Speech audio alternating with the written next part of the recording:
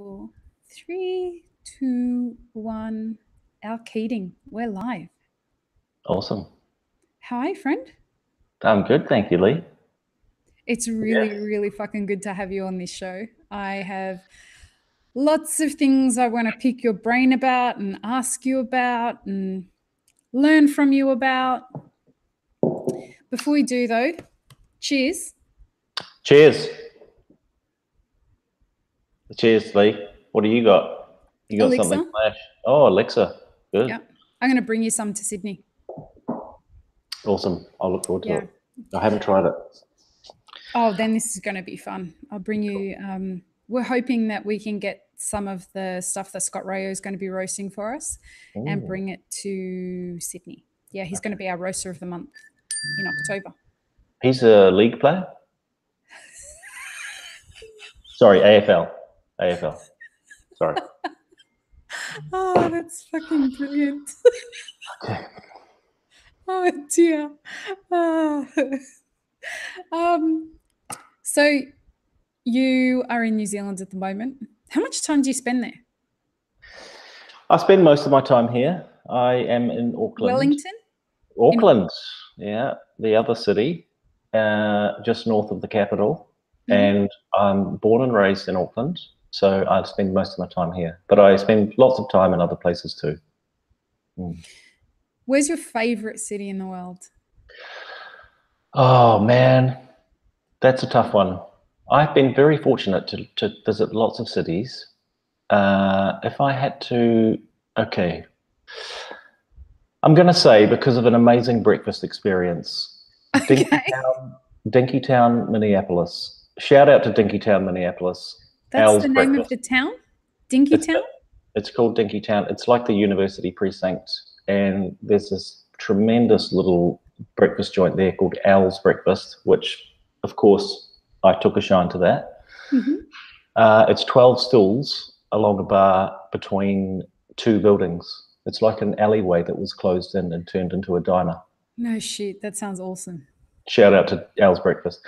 And I really loved Minneapolis. It was a cute little town. And then I saw the film Juno, and Juno was shot in Minneapolis. And I sat in a little bar in uptown Minneapolis, and a guy came along and said, "You're sitting in my seat." I was like, I'm sorry, it was free. So I sat here, and he said, "Well, I'm just between songs." He was playing on the stage, but I hadn't realized because I just walked in. And he turned out to be Paul Baraboo, who's, I didn't know anything about him. He's probably a league player as well. But anyway, he was playing a show at this little bar, and we ended up yarning. So it was awesome. I imagine you've done a fuck ton of traveling. I've done a lot of traveling for probably like 10 or 12 years. Lots of traveling all over. Yeah. Best meal? Was it that breakfast? Nah, it wasn't great food, I'll be honest, but it was a wonderful experience. Best meal? Wow. I can't go past Mum's cooking in New Lynn, Auckland. She'll be happy to hear that you said that. She'd love to hear that. I'll explain to her what YouTube is. And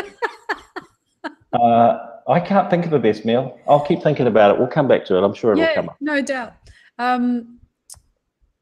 Yeah, I think mine was in the Greek islands. Oh.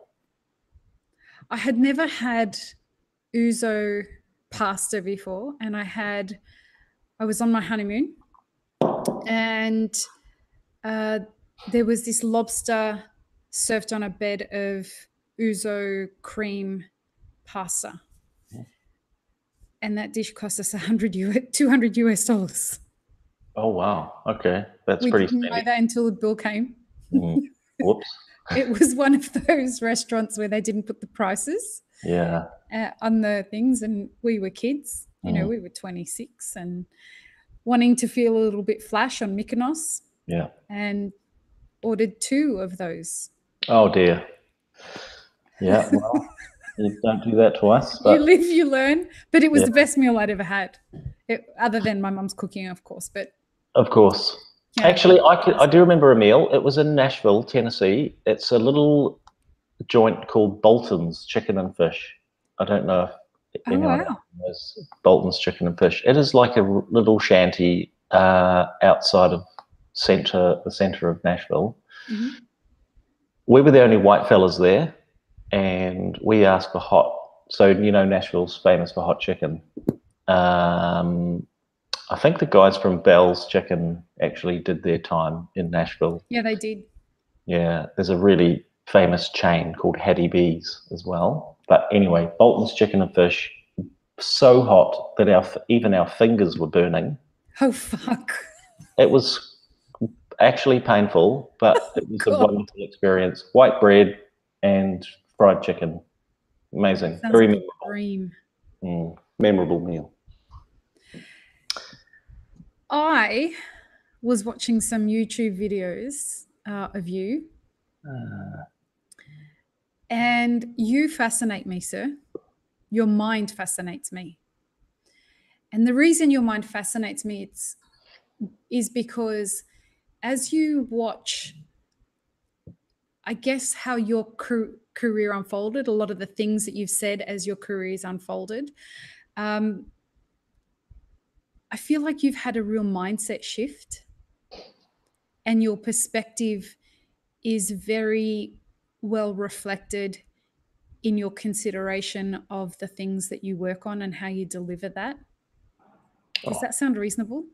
Oh, thank you. That's a very lovely thing to say. You're welcome. And it fascinates the shit out of me. My favorite thing to do is conversation, but the other thing I love to do is understand people. Mm-hmm. And I feel like you speak on two different levels when you're doing public speaking. I feel like you speak with the words that you're saying, but it's almost as though you're inviting people into a conversation with your mind. Mm-hmm. Sure. Did you do that deliberately? I don't think so. I won't take credit for that. You're very good at it, Al, really. It is a depth of presentation that I thought I could watch this guy present all day, and I bet you 3% of the fuckers in the room are actually listening to the words he's not saying, that you're saying really loudly. Okay. Well, it's interesting that you picked that up, but thank you. You said something to me the other day that really, have you got visitors? No, I don't. I'm just looking into the distance. Oh, okay. You said something to me the other day that really, I've been thinking about it since you said it. And you were saying that we need to care about the neighbors. Is that how you put it? Right. Yes, I said that. Yeah. We need to care about our neighbors more. I think that's just such a poignant thing to be focusing on in this time in our history as a species. Mm-hmm. I feel like there was a time that we did do that out of necessity, out of survival, right? Yeah, sure. Yes. Well, we used to live together with neighbors, but now we just live next to neighbors. Yeah, we kind of just exist together without the connection. Yeah. I'll tell you where it came from. I mean, besides perhaps being raised in a family that was very neighborhood and very engaged in the neighborhood, like many of us were in our 40s. But a couple of years ago, I did it was called the Big Sleep Out, and it was a fundraiser to raise awareness for homeless people in Auckland. And it was organised, our little crew was organised by Lamazoko, New Zealand. And I slept on a footpath in downtown Auckland with a bunch of people from the industry here. And I ended up, we got into these little groups during the evening, which was very long, as you can understand, because we slept on the street for the evening. But after an amazing meal in the soup kitchen, we got into groups and talked about how we might tackle homelessness in our city. And I sat in a group with 3 people.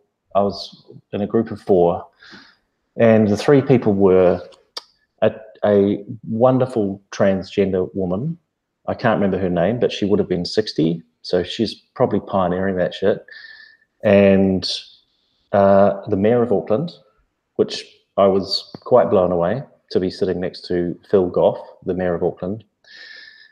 And the other guy at our table was a guy called Jason Roberts. And Jason Roberts, I hadn't seen for a lifetime, but he used to be our neighbour when I lived as a teenager in Auckland. Fuck, you just gave me chills. Okay, so this is awesome, this story.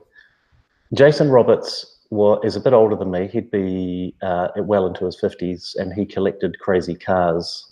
And he was our next door neighbour. And we sat at the table and talked about a ton of stuff. And it was really nice reconnecting with him. And he said to me, so when you were a teenager and you lived across the fence in Avondale on Powell Street, your parents looked after us really well. They had 3 young girls, and his wife, when we were living there, had gone through a tough pregnancy. And he said, your mum used to bring us baking and babysit for free and all of that. And he said, your parents don't know it, and they hadn't connected for years. Said, your parents don't know it, but they really saved us in that time with a tough pregnancy, 2 toddlers. Don't think they earned a lot of money. And so I was really proud to hear that, because that's very mum and dad. And the mayor listened, and the mayor said, we need to stop looking to the state and the church for help. We need to go back to looking over the fence. And he really loved that story and was like, this is how you solve homelessness, by being neighbours. So that's probably where the neighbour comment came from. Yeah, I got chills the whole way through that story. It's such a great story. That's a great story. Yeah, it really is. You've got kids, don't you? I've got 3 children. Mia is almost 13, Johnny's almost 11, and Edie is 7 today. Oh, happy birthday, Edie. Happy birthday, Edie. She's hilarious. Bless. So 3 children. Cute age. How do you, I mean, as now being the equivalent to what your parents were back then? Yeah.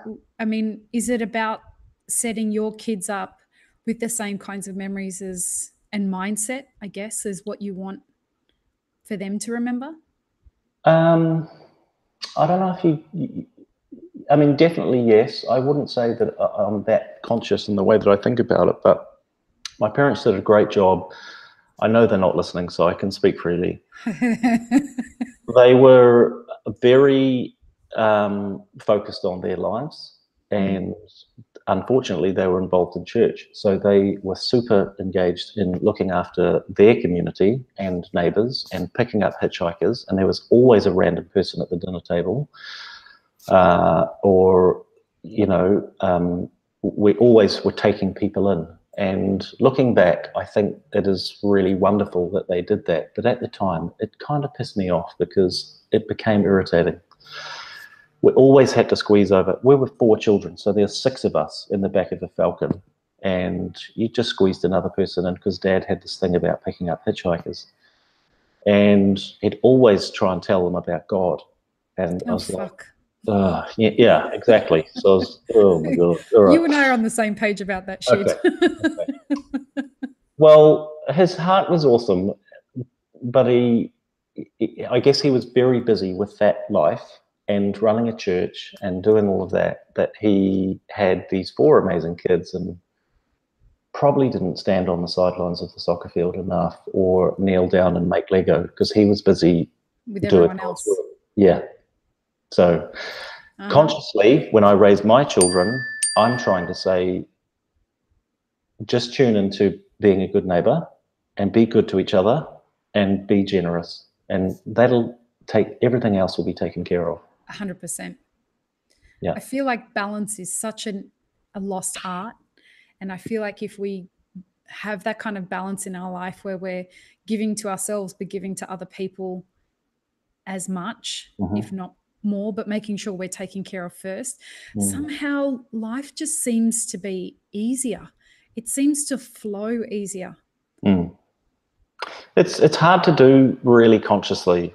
You definitely have to do small, deliberate things to, like coming home and leaving your phone in the hallway as opposed to keeping it in your pocket.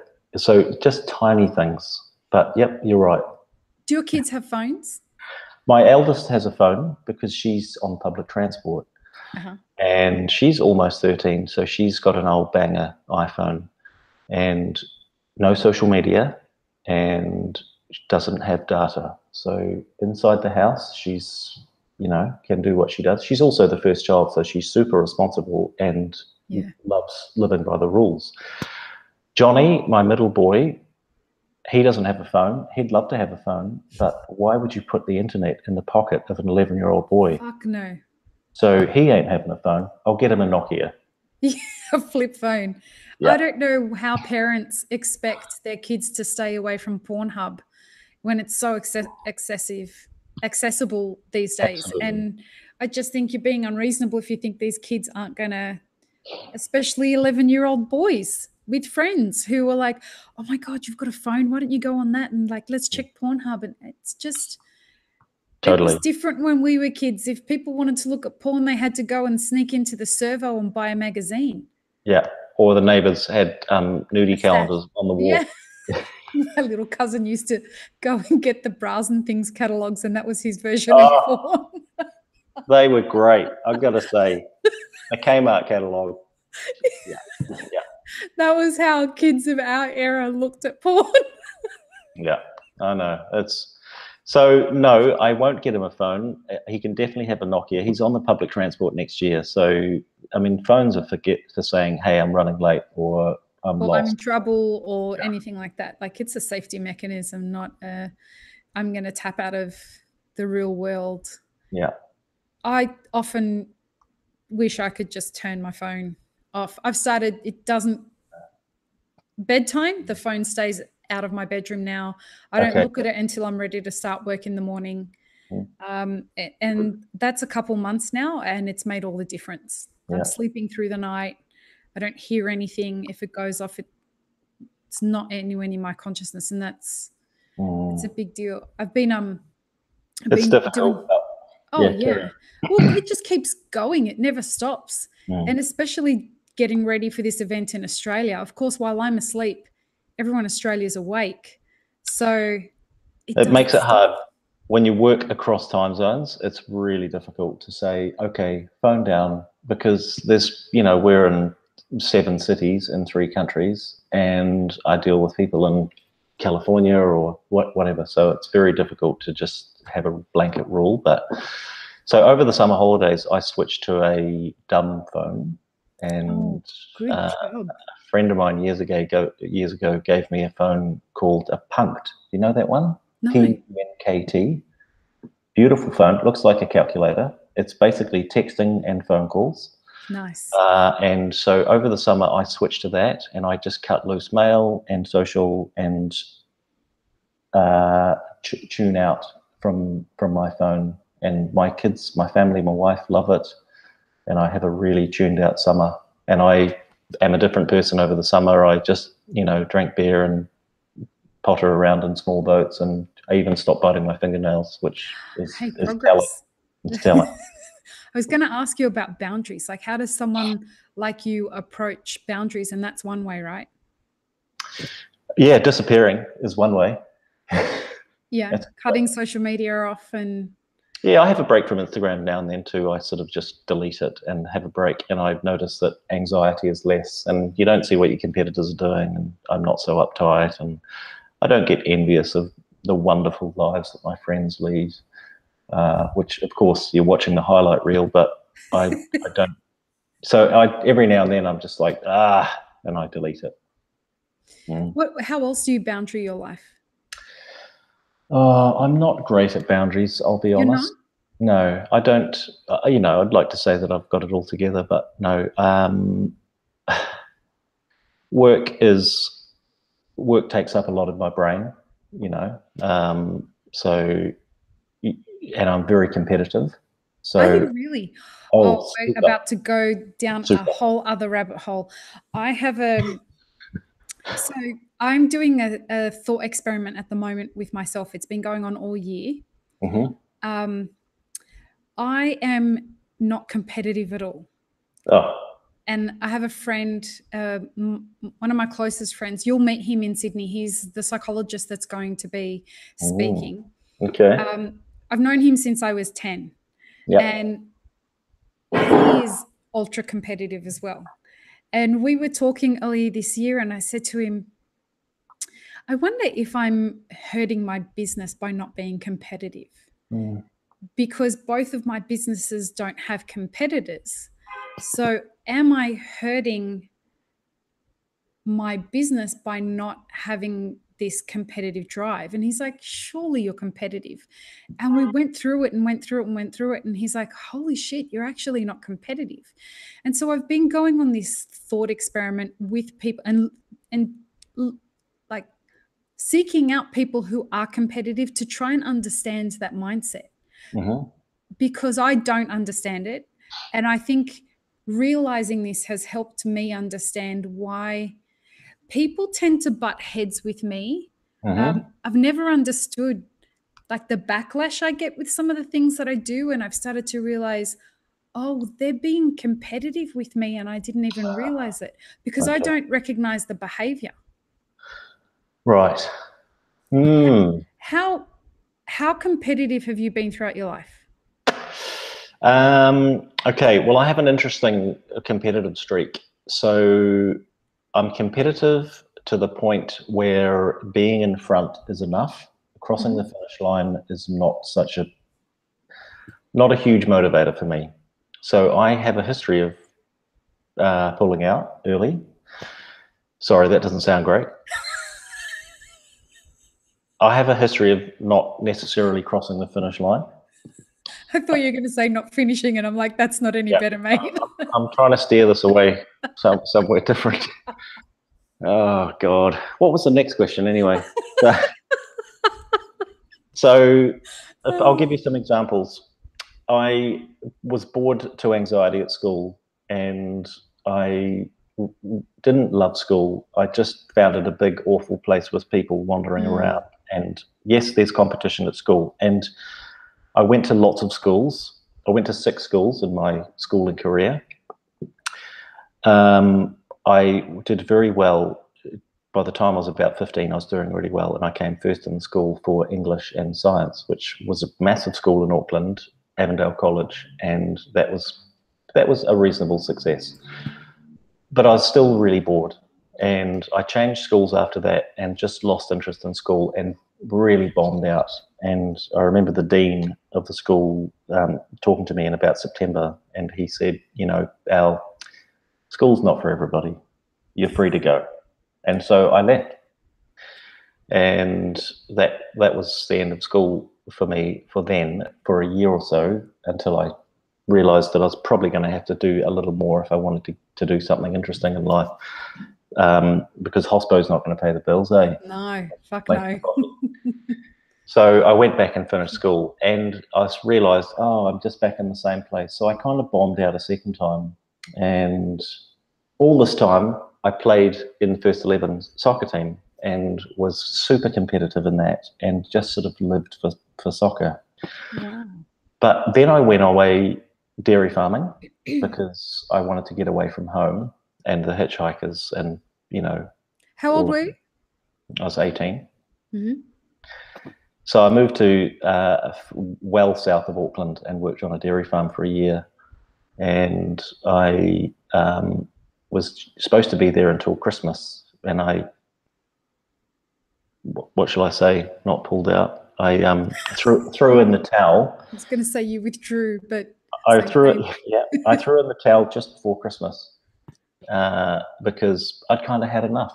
And quitting in my family was actually okay because nobody was really that interested in finishing anything. So I managed to quit. So I quit that as well. And you're getting a picture. Yeah. Then I applied for design school and I got in, and that was thoroughly boring as well, although I discovered the workshop. And so I just spent all my time in the workshop making furniture for friends, paid, and you made a job out of school. I just did that, and then I failed that and went on to the next thing. But I became very competitive with anyone who was doing what I was doing. I just wanted to do it better than them, but I wasn't competitive enough to compete with myself and push myself. So I never pushed myself. I just wanted to beat the other person. And that meant being in front of them, but not necessarily crossing the finish line. So I have a nickname here at Supreme. They call me 80% Al, because I get to about 80% and I lose interest. Has that shifted? No. Really? How long is this going for, by the way? No, no, I'm joking. I'm joking. No, it hasn't really. Once, you see, I love starting things. I love shiny things. I love a project, but I love the ideation of a project. So I love starting something and then watching other people get on board. And they're much better at finishing than me. So it's become a very a good understanding with my team at Supreme and other parts of my life that I will probably not finish this all the way, but there are other people who will do a much better of it, who are good at detail and they're good at finishing, and something's not finished until it's on the shelf and has a price tag on it. So, but that's are you getting an echo? No. Okay, it's just me. The thing is that you are an ideas person. And because you're an ideas person, you're not required to execute. No, because that's the responsibility of the craft people. Yeah. So this is something I learned recently. I thought everybody was ideas people. I didn't know that we're not in the majority. No, ideas people are like true. I think true creatives are ideas people. You don't have to think of it. You just have to see it. And I think it was probably Steve Jobs made a really good quote. He said, being creative, you don't get all the credit if you're a creative, because you're not inventing something out of nothing. You're just identifying something as it goes past. And that's creativity, is being able to see stuff. Yeah, you catch an idea and it's like, oh, look at that. So I think there's a continuum, and at one end you've got creatives and the other end you've got craftspeople. So people who are craftspeople are finishers, details, they finish it, make it beautiful, but they may not necessarily think up the idea. So as a musician, you're a musician. I am a musician.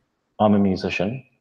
I frustrate recording engineers because I love to play something, like you do a take in the studio and I play it and they say, that's great, let's do it again, we'll get another take. And I'm like, why would you re-record that? I just played it.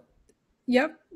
So I'm looking for another thing. So now I'm looking for a different way of playing it. And they're like, no, we just want you to play it the same again. I'm like, I won't do it. I don't get the point. I can't do it. I got to find something different. So a creative will come up with something and a craftsperson will finish. So you get good duos who are craft and creative. Yeah, there's this really great idea in capitalism that that you should have one person that's on the left, that leans left, and you should have the other person as your business partner that leans on the right, because it's the same kind of thing. The more liberal people are going to be those creative kinds of minds that have all these fabulous ideas, and they're driven by their ideologies, but they will never execute. They won't have that kind of way of driving it to market and making sure that it delivers on the projections and all that kind of thing. Totally. That's really fascinating way to look at business, in that if you can find that kind of a partnership, it's the same as what you're talking about, the polarities between craftsman and creative. Totally. So, you know, a creative person will juice oranges to find interesting flavors and better ways to juice the oranges. They have no interest in bottling it and selling it. No. So that's for the other person to take care of. It's really interesting you say this. I remember when I released Elixir, we had this big it was the very first rainbow tasting that we did, and I remember saying at that rainbow tasting that this came through me. It was gifted to me by something, I have no idea what, and as it was going past, I caught the idea, just like a song. And I'm sure people thought I was fucking crazy. Yeah. It just, really feel like that's how it was, even though it was an accident the way it all came about. But it was there as a creative process. And I see business, well, entrepreneurship, not business. I see entrepreneurship as another way of being creative. It's a creative expression. Totally.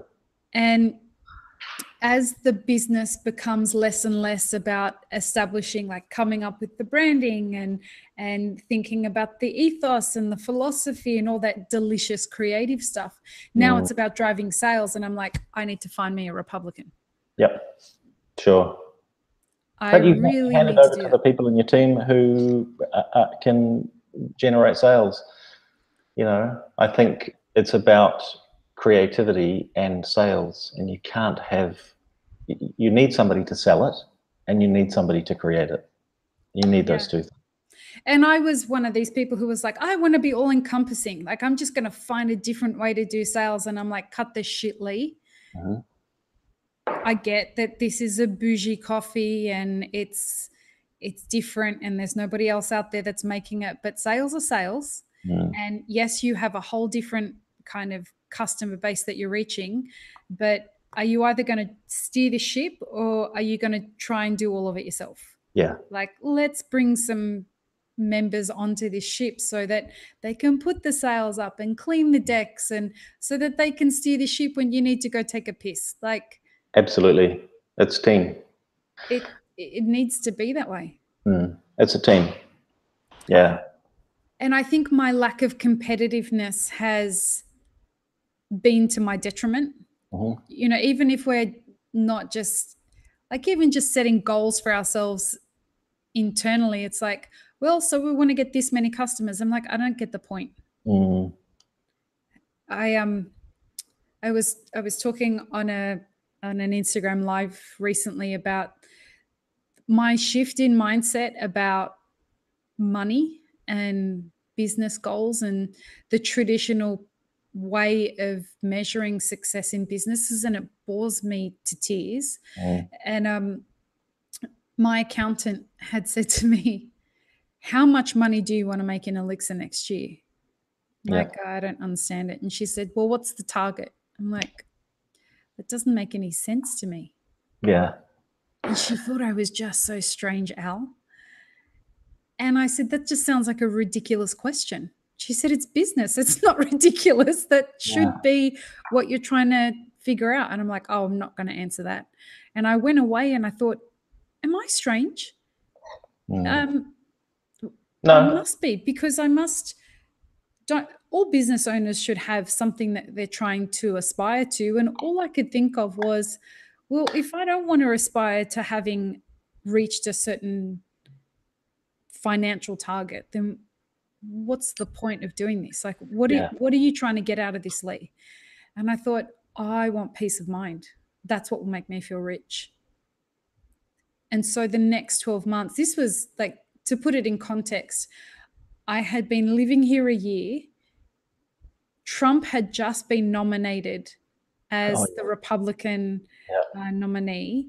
The election had just happened, and it was looking, well, the election was about to happen, and it looked like there's no way he could get voted in.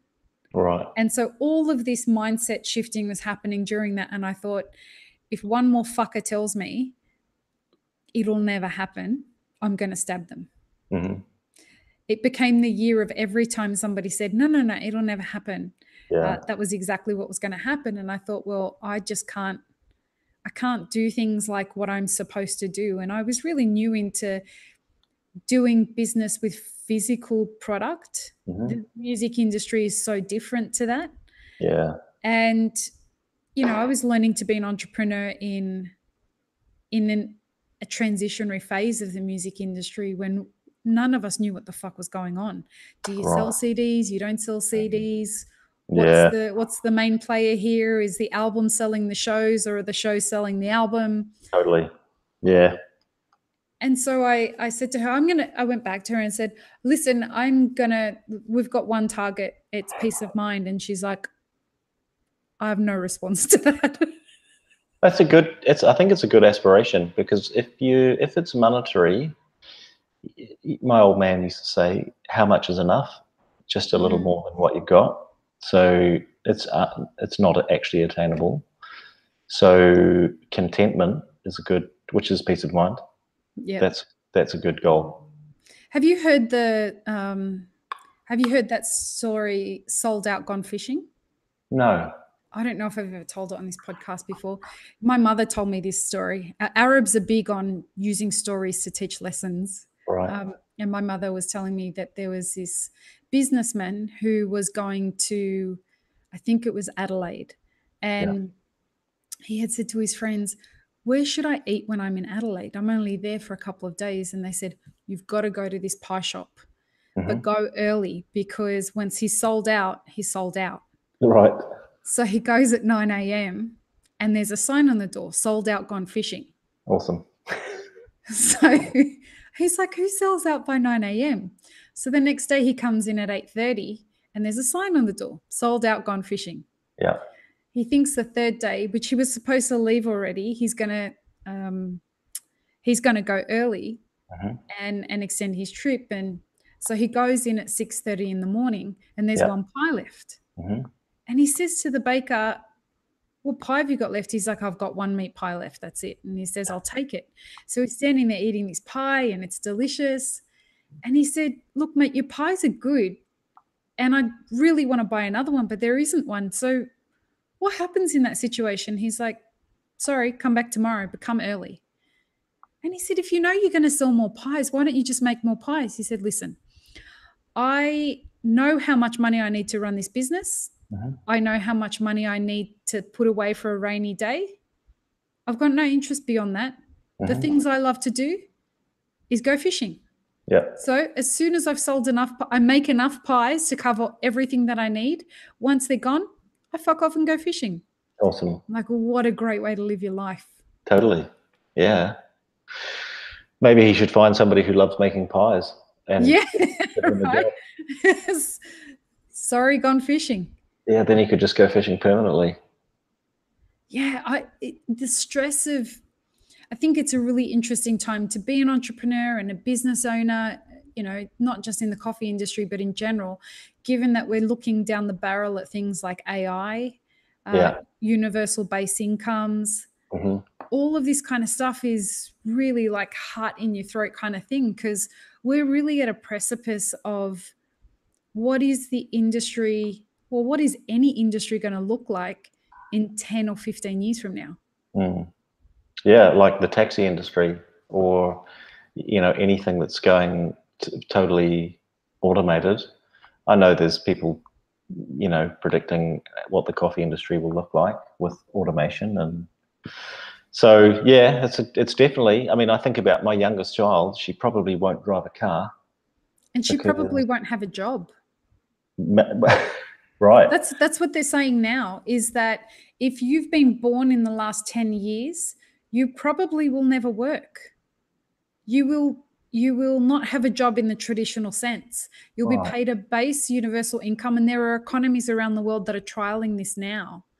And the idea is that you will be an entrepreneur if you're going to do anything. So you'll be given enough money to live, your basic needs covered. And if you want any more than that, you're going to have to be an entrepreneur, because robots are going to do everything else. Oh, man. Sounds like a Harrison Ford movie. Or an Orwellian kind of, it could go either way, right? Yeah. Scary. Pretty scary. I guess it depends how we want to play it, though. Like, it could be scary or it could be awesome. Yeah. I like to think that it could be awesome, because it means that we can actually just connect. Wouldn't that be lovely? You'll always have a neighbor. Yeah. And I would love to actually communicate with my neighbors. There's nothing that's stopping me from doing that now, except for the fact that if I did that, I think they'd probably think I was strange. Yeah, you'll always need to eat, and you'll always have a neighbor. So that's, there's hope. Yeah, I think it's going to be a really fascinating next 20 or 30 years. Oh, for sure. Yeah. Do you guys think about it at Supreme? Yes, we do. We think about coffee and what we're working with a product that's under threat. There's a lot of people starting to drink coffee who haven't traditionally drunk coffee. Once the Chinese kids start drinking it, we're fucked. They're going to drink a lot of it. Just on that, I got an email the other day from somebody that is a buying company from China. Mm-hmm. Mate, this email, they were reaching out to me to help them connect with buyers who could sell them roasted coffee to the tune of 10 ton a week. Wow. Okay. And they were looking for multiple vendors, and they were giving me some numbers about what the projected growth just over the next 2 years is going to be in China. Scary as fuck. Yeah, that's scary. I'm in China actually next week, and I am catching up with an acquaintance he works for Fonterra. So Fonterra is New Zealand's big dairy producer, and we sell milk and milk products all over the world. And this guy works for Fonterra as an account manager, and he has one account to look after, and that is Starbucks. And he looks after 8,500 Starbucks stores in China. So, yikes. Yeah. And, it's also an industry that's got a very low barrier to enter. So you don't need a degree to be in coffee, and you just need a little bit of money and a whole lot of spunk on social media and make a whole lot of noise, and you're in. And so get an endorsement deal. Very competitive, and everybody's having a hoon on it. So the future's going to be interesting in coffee. Can they grow decent coffee in China? Because everything that I'm hearing is that they're not having any success with it.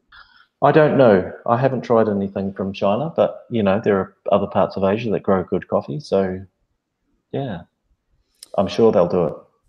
They'll find a way to do it. I mean, even if it means that they're going to have to find a way to grow it indoors and fabricate, different barometric pressures and altitudes and all that kind of stuff. I think that they're easy. Such a booming market over there. Yeah. I'll flick you that email. It was just astounding. They're talking about going from, I struggle to pronounce how to say the local currency. Mm-hmm. One, how do you say it?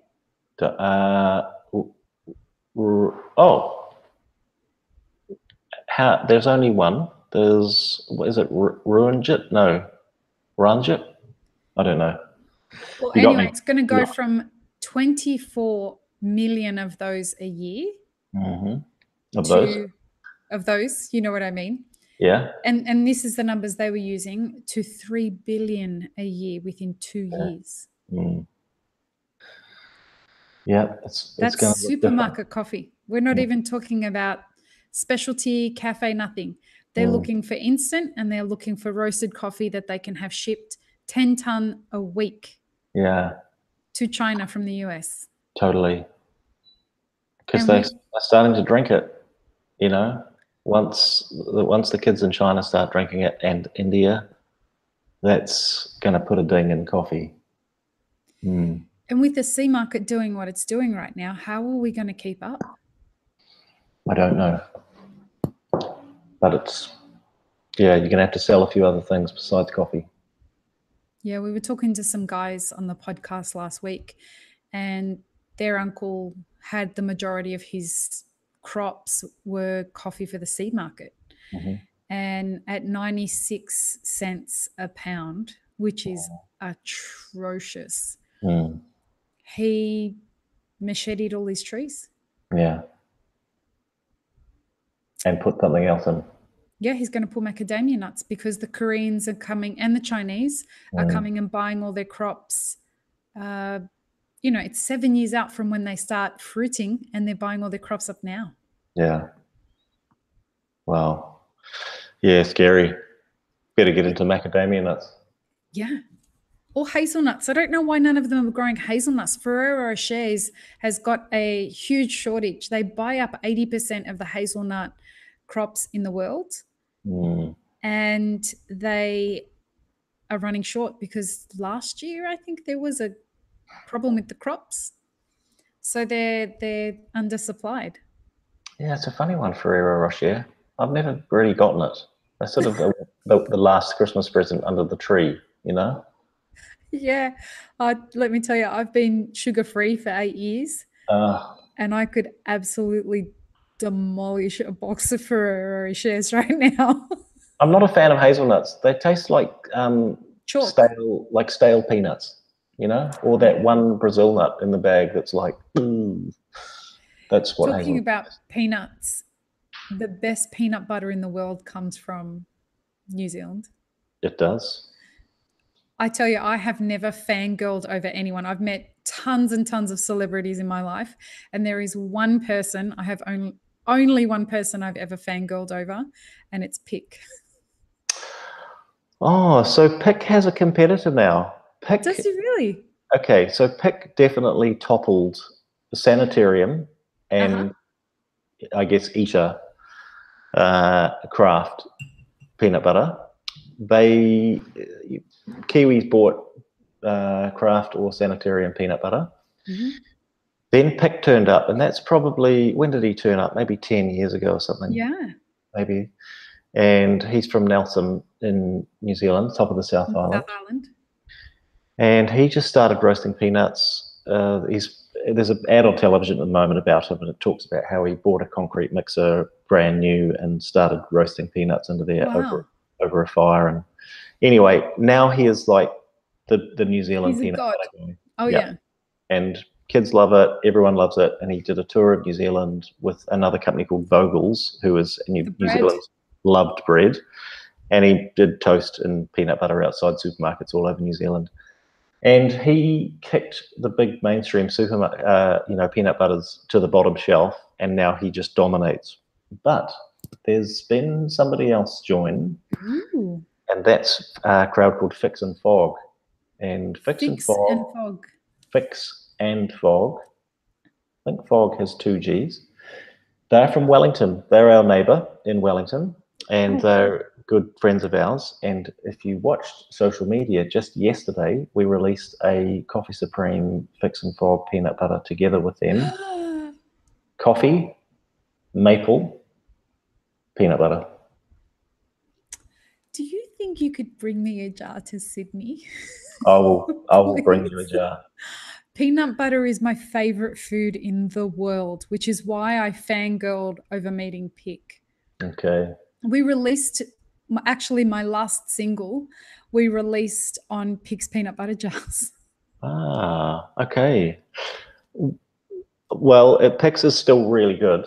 It's still kick-ass, nothing added. I think maybe a pinch of salt, but it's really good. Smooth or crunchy. Do you like smooth or crunchy? No, I'm a crunchy girl. I don't trust people who like smooth peanut butter. Yeah, I just can't trust them. Yeah. Crunchy peanut butter, I'll bring you some Fix and Fog. They do some really cool flavors. They do chocolate peanut butter. They do peanut butter and honey. They do, I think coffee, some of maple, and peanut butter. Coffee, maple, peanut butter. Yeah. That sounds like, that sounds like something I want to eat at sunset with a bottle of elixir, a glass of elixir, and follow that up with a cigar. That just don't fucking talk to me. Just leave me alone in my bliss. Just from the spoon, eh? From a spoon. Oh yeah. Oh yeah. Some good music in the background. Sunset out on my balcony. Yep. Life is good. Sounds good. I'll bring you a jar. Oh, you're the best. You always know the people that love you when they bring you peanut butter. Yeah, totally. Or butter. Just butter. Good butter. I do. I really miss butter. I'm plant-based, so I don't eat butter anymore. Don't judge me. Cows eat plants. Yes, they do. Yes, they do. Yeah, fair enough. I know dairy's not great for you. Yeah. No, it's just, and especially the way that the food industry approaches the food that they feed us or they offer us. Yeah. And I just don't know what I can trust. I have major trust issues. I don't trust anyone who makes food that's in a package like that. Which you obviously don't have duct tape over the camera on your computer, though. Oh, I Oh, after this absolutely you do. will. Oh, you do. I absolutely do. I have Oh, massive trust classic, issues, mate. You've classic. no idea. Okay. Yeah, no, there's yeah. No, Yeah. no. I have if it's good enough for Mark Zuckerberg, it's good enough for me. Sure. Yeah. If he's doing it, I think I might follow that lead. Yeah. Do you Yeah. have It's it over pretty yours? tricky. No, I don't. No, I don't. Are you a bit of a But, technology buff? no, I'm terrible. It's a known, a well-known flaw of mine that I'm very non-tech. I used to be better, but I think I've gone backwards. I That just really surprises me about you. I figure you was quite the innovator. Well, I just sort of got off the tech train, you know. I don't really know how to do stuff anymore. I'm very basic. I I just don't have much interest in it. Do you write shit down or do you put it in an iPad or on your phone? Um, Kind of neither. I just put it in my head. I write things down. I do have scraps of paper around the place. I love post-it notes. Post-it Do notes you are a really? favorite, but you know, you lose it, so you just rethink it. So I'm not super precious with many things. I drive an analog car. I have an old 1972 P bass analog. I am pretty analog. Mm. That does surprise me about you because all the branding for Supreme is so cutting edge.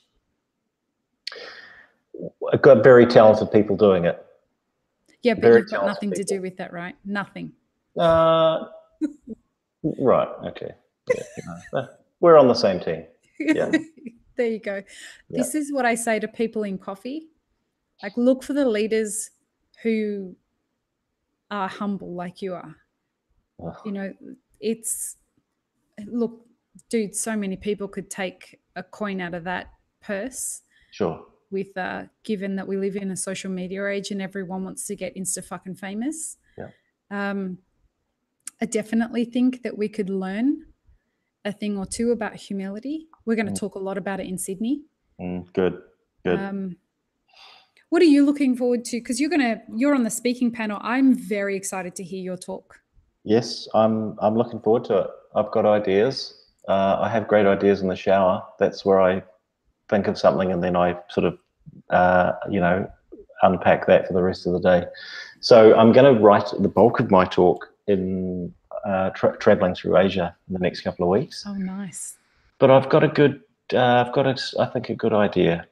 So you've asked me to talk about forming a strategy around opening a hospitality business and building a brand and I guess fleshing out an idea, right? Yep. So I don't want to give it all away, but I've definitely failed a few times in hospitality. Oh, how and exciting. I've learnt some very good lessons in that. I think Colin Harmon put it really well, and I'm reading his book. I have it right here, actually, as I unpacked my bag to find my headphones. I'm slowly reading his book on aeroplanes, and there's a line in there that says something like, you know, it's great to learn lessons. There's only one thing better than learning lessons from failing, and that's learning lessons from succeeding. Oh, I like that. That's really good. I thought that was a brilliant line. Yeah, I've really got to get him on the show. I Get him really on the do. show. He's a Yeah, very funny man. I've never met him, so I might get you to make an introduction. Absolutely. Yeah. Yo, Colin, if you're listening. So I thought, yes, he's absolutely right that learning from winning is better than learning from losing. But I'm going to talk a lot about learning from losing. What do you think was the hardest thing to learn from losing? Sorry, I looked up because I was just going through my catalogue of failing and losing and thinking the same. What would be my response to that? Yeah. You've got a catalogue, yeah. Well, I should have a back catalogue too. But what's the hardest thing about failing? I guess letting people down is something that I hate doing. My big fear, you know, people have an unbearable feeling that is that people don't like me, and failing and letting people down, especially people that I'm accountable to. That's the worst thing about failing. So it really isn't about winning for you. It's about, at the risk of sounding corny, it's about the journey, because that's what I take from that. Because The destination is not the what? There's a quote in there, I know, but I yeah, can't think. it's the journey, not the destination, because you don't really care about crossing the finish line first. You don't want to let people down, which means that you want to have a journey that is full, I guess. Yeah, full and has other people. I love people the most. So if there's somebody in my team who wants to cross the finish line, I'm their biggest supporter. So in our team, there's very good finishers. We have detail people. So the guy you're talking about, who does all the beautiful branding at Supreme, there's a small team. But Doug, who oversees that, he has details, and it's not finished until it's finished for Doug. It's perfect enough is good enough for me, but it's got to be finished for Doug. So Yeah, wow. and we're on the same team, and we work well together. I have an idea, and he makes it happen. So somebody has to get across the finish line, because crossing the finish line pays the bills. So you've just got to make sure there's people on your team who can actually get over the line. Are you a fan of humans? Yeah, absolutely. Are you hopeful for humans? Yeah. Yes, I'm always hopeful for humans, because we all start out, good. I guess we've got broken genes, but we start out good. And I think, yes, I'm hopeful that people can do the right thing, and they can love each other and give a shit about somebody else besides themselves. We probably need to get off our phones to be able to pull that off. Yeah. Did you watch the conversation Elon Musk had with Joe Rogan? No, no. It was fantastic. Mhm. Because you really got this. I mean, aside from the fact that he smoked a joint with Joe Rogan and all of that kind of shit, like everyone was fascinated by that. I saw But that. at the same time, he really did. He came out and said, "Look, I know it sounds corny and everything, but the only way we're going to fix any of this shit is with love. We've just got to love each other more and care about each other more." Mhm. And I think it was quite profound to hear arguably one of the most genius minds in our time and innovators Mm. bring it back down to that. For him, the only way he can find hope in existing on this planet is by thinking we can become interplanetary. Yeah. Other than that, it just wouldn't be worth living if we didn't have any hope of going to another planet. Mhm. And the only fix he can see for humanity is we just have to love each other more. It's basic and it's old, but it's true. Why do you think it's true?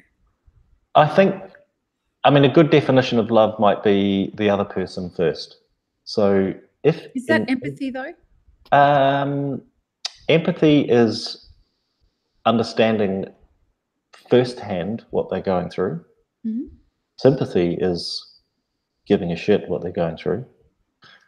Love is making sure that their Okay. needs are met, okay, ahead of you. So, yeah, it's empathy, but it's empathy in action, perhaps. It's empathy and compassion and humility and a whole bunch of that stuff all kind of put into one word. Yeah. I went through this phase of not really believing that love was important. Hmm. And I think that it was only a couple of years ago, I just saw this country turn really vicious. Mm. And I couldn't put my finger on it. Like, I went through this deep depression because I just lost all hope for what we were going through. It's like, he's just a fucking human. Like, he's Mm. just a new president. Why is everybody all of a sudden hating everybody else? Mm. And I'd kind of lost faith in like human connection and human love, Yeah. and really went into that introverted side of me. I'm an introverted extrovert. So the introverted me became really self-indulgent and that's dangerous for someone who has a tendency towards depression. Indulging that side of you is just not a good move at all. Yeah, sure. Yeah, I don't have any first-hand experience with depression, but I Oh, you're so definitely lucky, mate. have people. Well, I have other things, but we've all got something. Yeah. I've had people close to me with depression, so I've watched it. Yeah, no matter who you are, you've got a neighbour, right? And if Yeah. everybody looked after the neighbours on the left and the right of them, then that would probably solve the world's problems. How do you think people can do that? Because, like, I look at our industry, if we can bring it back down to that, back to Yeah. that, Mm-hmm. and there just seems to be a divisiveness that's happening in our industry. And maybe I'm just oversimplifying it, but it didn't seem to exist when we were coming up in the proportions that it's existing now. And I don't know if social media is to blame for that Oh, or what it is. yeah, social media's made us, like you mentioned earlier, it's very easy to be a keyboard warrior with social media. So a good example of that is you go out to somewhere for dinner or lunch or whatever, or you go and have a coffee somewhere. And 20 years ago, or maybe even 10 years ago, if you had a stink experience, you'd mention it to somebody. So you'd go and say, hey, look, my coffee was cold, or I got the wrong order, or you'd go and tell them, a person to a person, can I talk to the manager? Or you'd tell the barista or whatever. Now it's faceless. You just bitch about them on Facebook, On or Yelp. you smash them on Yelp, or you give them a stink review, or whatever. So the interaction is gone where you give somebody an opportunity to say, yeah, sorry, we got it wrong and we'll have another go at it. But instead what you do is you just shout to the world rather than the person you should talk to. So I think, I mean, been a massive downside of social media, is that it's easy to rip into people publicly rather than going and saying, hey, I just wanted to let you know that this happened in my experience. Do you That's think been that terrible. carries within our community as well? Um, you're talking the coffee community? Yeah. Yeah, we critique each other really hard.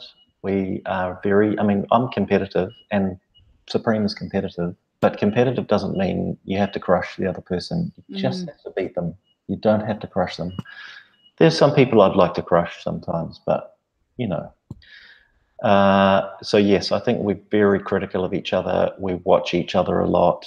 We get anxious about what the other person's doing. We worry about what so and so is doing, and we look at other people's branding and say, "Oh, they copied us," or it's sort of brutal. I think we have to find a way to give people permission not to engage in that game anymore. And I think we need to find a way to do that in Sydney because fuck, it's rife in Sydney. Yeah, yeah. Australia's pretty tough, man. It's sort of like probably the toughest coffee market on the planet, right? I think it's because it's the most developed. Mm. It's from the specialty, for lack of a better word. I hate that name now, but which is because it's so ambiguous now. Yeah. Which is why we called one of the panels, what will specialty coffee look like in 15 years? Yeah. It's a play on that whole idea that nobody really understands what they mean by specialty anymore. But I feel like I remember leaving the corporate world after being in it for 8 years. And I'm like, I'm leaving to do coffee. And everybody said to me, you're going to be back. There's no way you can make a career out of coffee. But something in me just knew that the tide was changing in coffee. And I'd never even bust a table. I'd never waitress, never anything. But I Wow. just knew that this coffee thing was going to be legit. And that was When was 15 this? years ago. 15 years ago. Sorry. Yeah, 2002, 2003. Oh, wow. Man, okay, so that was a different time. It really was. And I remember I was getting paid back then about $38 an hour to be a project manager at IBM. Oh, man. And That's chump change now if you're working as a barista on a I Sunday. know. I know. Now you can't live in Sydney on that money. But, we're talking very early 2000s. And I was much younger than I am now. And, it was good money for newlyweds. Mm. And I decided, I said to my now ex-husband, I said to him, I think I'm going to leave and go into coffee. I'm going to do coffee and music. And he said, but we're $700,000 in debt to a mortgage. What do you want to do? I'm like, I think surely they'll pay me like $15 an hour. And what were they paying you 15 years ago? Yeah, just over 10. Oh, wow. Yeah. That was very entry level, and I went up to 18 very quickly after that. Within 2 years I was working at Campos. Oh, yeah. In the really early days, back when working at Campos was like people used to come and like worship at our altar. Right. It's very strange. Baristas would walk in and like bow down. It's like, this is bizarre. Oh, wow. Yeah, Campos was the original in Sydney, wasn't it? Yeah, it was, everyone who's really gone on to do anything quite extraordinary in our age group kind of came from Campos. Okay. Geshos. Yeah. I'm sure Geshos worked at Campos.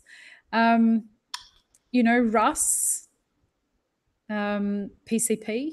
Russ Beard. Yeah. Oh, yeah, he was Campos, and then he was All Press, I think. Yeah. Yeah. Ben Demden, Nathan Borg, like Shoji, all of us were Campos. We were all there at the same time. Shoji and I did our apprenticeship at Campos together. Oh, wow. Okay. Artificer, Shoji. Yeah. Okay. He's a good man. He is a good man. Shout out to Shoji. Shout out to Shoji. Yeah. Yeah, but I don't know, back then there was this kind of weird camaraderie. Still, it was weird. The businesses were competitive, but the baristas weren't. I think you had a camaraderie which came from standing physically together and drinking a coffee or a beer. The camaraderie became, we competed hard. So I was in coffee back then too, here in New Zealand, and I worked for a crowd called Atomic Coffee Roasters. Just over the gully. I can actually see them from where I was sitting. Hey, wow. So I worked at Atomic from 2000 to 2004, and it was competitive, but we got on, and it was sort of starting to explode in New Zealand, coffee, in the early 2000s. But we actually hung out with each other. We knew each other. So I have very dear old friends who were at All Press and, the New Zealand coffee industry, lots of old friends. We all worked against each other, but we hung out.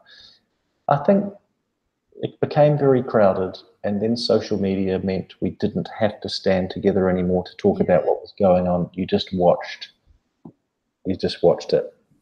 That's a really great way of looking at it, because God, I couldn't wait to go to work every day. I loved it. I could not believe that I was getting paid to do what I did after having worked in the corporate world for 8 years. Yeah, right. I'm actually getting paid to socialize and make coffee, and I'm good at it. Like I was like, every time somebody drinks a coffee and comes back and says, no, I want Lee to make it, that's a really great way of getting instant gratification. Whereas it's months and months and months before you get any of that in the corporate world. And I wanted to be liked by people. I was one of those kids who found it really difficult to make friends, and I hated school, and same as what you were saying. And so here I come into this profession where people are excited to see you every morning and they want to talk to you. And totally. It was great fun. I loved the mundane, the repetitiveness of being on the machine. Same people every day, same banter, really fun. You'd stop for your rolly break at the same time, and just all of that was awesome. I don't know if it's me, but I feel sad for these guys that they don't have that the same way that we had that. Well, now it's so head down. I have a really good friend in Melbourne. Chris Handley, he's got Burnside. Him and Jonna and Charlotte had Burnside, and he told me that they let somebody go recently. I hope I can say this. It's probably fine. He'll laugh about it. They let somebody go because they said, mate, the customers don't jump out of the jug rinser. They walk through the front door. So can we look up occasionally? And that, we, back in our day, you made coffee without looking. And you didn't have a puck press and scales and, teaspoons measuring that last little bit that you throw down the dump tube. You could wing it, and it was awesome. Yeah, we didn't weigh anything. No. And granted, we weren't making coffee as good as we're making coffee now. I get that, and as consistent or whatever. But it was as good as it is now for where it was in that time of history. And I tell you, it was a blast. Like at campus, we weren't allowed to talk to each other. Yeah. But there was this beautiful spiritual flow. Oh, absolutely. It's the only way I can describe it, where, 3 baristas on a 4-group and a 2-group machine, where we weren't allowed to talk. And so when we just had to read each other's signals. Yeah. And there was something that was so spiritual about that in a completely non-religious way. It's like you were reading each other and connecting and flowing together, and you just did not want to let the team down. And it was this kind of beautiful symphony that was happening between all of us. And we were trying to smash out 2,000 espresso-based drinks a day. Yeah. Between 3 baristas. Like, awesome. When people talk about high volume, like that's high volume. And yeah, now they're not talking to each other because they're, competing and busy with their scales and their teaspoons. And it's, look, there's some great baristas around, and there's some wonderful experiences where you can go and be served high volume from people who are smiling and remember your name. So I'm not smashing everybody, but yeah, you're right. I'm concerned for the fact that, we're going to Sydney and Melbourne, and we're going to talk about, mapping careers and businesses and things like that. And I was really shocked when we were asked to do it, because I thought, surely not in Australia. Like, they don't need to figure out what the career path is there, because it's clearly mapped out. And that's when I started to realize, oh, it's changed. It's not like what it was when we were puppies in the industry. Yeah. There was so much vibrancy and potential and excitement, and we could only dream that one day we were going to do something as big as what Campos was doing or what Toby's was doing. Toby was a lawyer. He got sick of it and went and lived on a fucking coffee farm in Brazil for 2 years, and then came back and he's like, fuck this, I'm going to open up a roastery in a garage in Chippendale. And now look what he turned it into. I know, it's amazing. I think it was a viable option if you loved hospitality and you loved working hard. Now, even if you love those things, it's so crowded and it's so expensive. So, we talked about this the other day. You could spend $5,000 on your kit back then. You'd get a San Marco, and a grinder and a dump tube and a tamper made out of aluminium that lasted 6 months. And you were ready to start brewing. Get yourself a couple of bell jugs and a big soup spoon, and you're into it, right? Nowadays, you got to drop $30,000. I mean, that's New Zealand. So, you got to drop 20 US before you're ready to go. That's just the equipment. We're not even talking fit out. And fit out, you just get your dad to come and throw a lick of paint on the wall. Back then, that was what we did. And flip some milk crates on the side, and you were good to go, and you could have the coolest little joint. But now you've got to spend $1 million and get heaps of brass, and so it photographs well, I mean, imagine that, $1 million. Why wouldn't you just go take that money and put it on a house? Get a house. Get a house and buy a nice dining table and have your friends around for dinner. Yeah, and connect with your neighbours. Honestly, like $1 million. I spend most of my time in the coaching and consulting that I do in the coffee industry trying to convince people not to do it. And I'd say to them, I'm not going to charge you for this time. Just promise me you're not going to do it. Go get a job on the weekends, working as a barista. I know that you're going to think that that's beneath you, but I promise you when you open this business, you're going to be getting paid less than what you're going to get paid right now as a barista. And you'll be working 7 days a week anyway. These people who think it's super sexy to open these cafes. Yeah. It's hand to mouth. I think it's a struggle. I caught up with a friend a little while ago who's been, he used to have a cafe in Wellington called Nikau. He just sold it very recently after 21 years. And I said, how's it been for 21 years? And he said, it goes like this. In the 90s, we made a shit ton of cash. It was amazing. In the 2000s, the noughties, we had a good lifestyle, a good family lifestyle, but nothing like it was in the 90s. 2010, whatever this decade we're in is called, he said it's hand to mouth. We're treading water and it's just a struggle. It's so crowded and costs have risen so much. He said so he sold it. Now he's got a little restaurant in the hills of Wellington and he's happy again. Yep, sold out, gone fishing. Sold out, gone fishing. It's one of those things that I think has just become too sexy for no reason. And people are doing it without any real understanding of what's involved. And people have become famous for no reason. I'm still trying to get my head around that one. We talk about it in Map It Forward all the fucking time. Like, stop wanting to be famous for no fucking reason. Be famous for a good enough reason. Yeah. But not for no reason. Why is Pick's Peanut Butter not the most famous New Zealander? You know, I was such you should have seen me the day that he turned up. Where did he turn up? Oh, fuck. I was so embarrassed when it happened. I literally started crying. Because he's quite a character. He's hilarious with his dog. Guide dog. His guide dog. Because he's blind. Oh yeah, I know. Yeah. And I was working at a place called the Cook and Baker in Sydney. It's a New Zealand-based bakery. Yeah.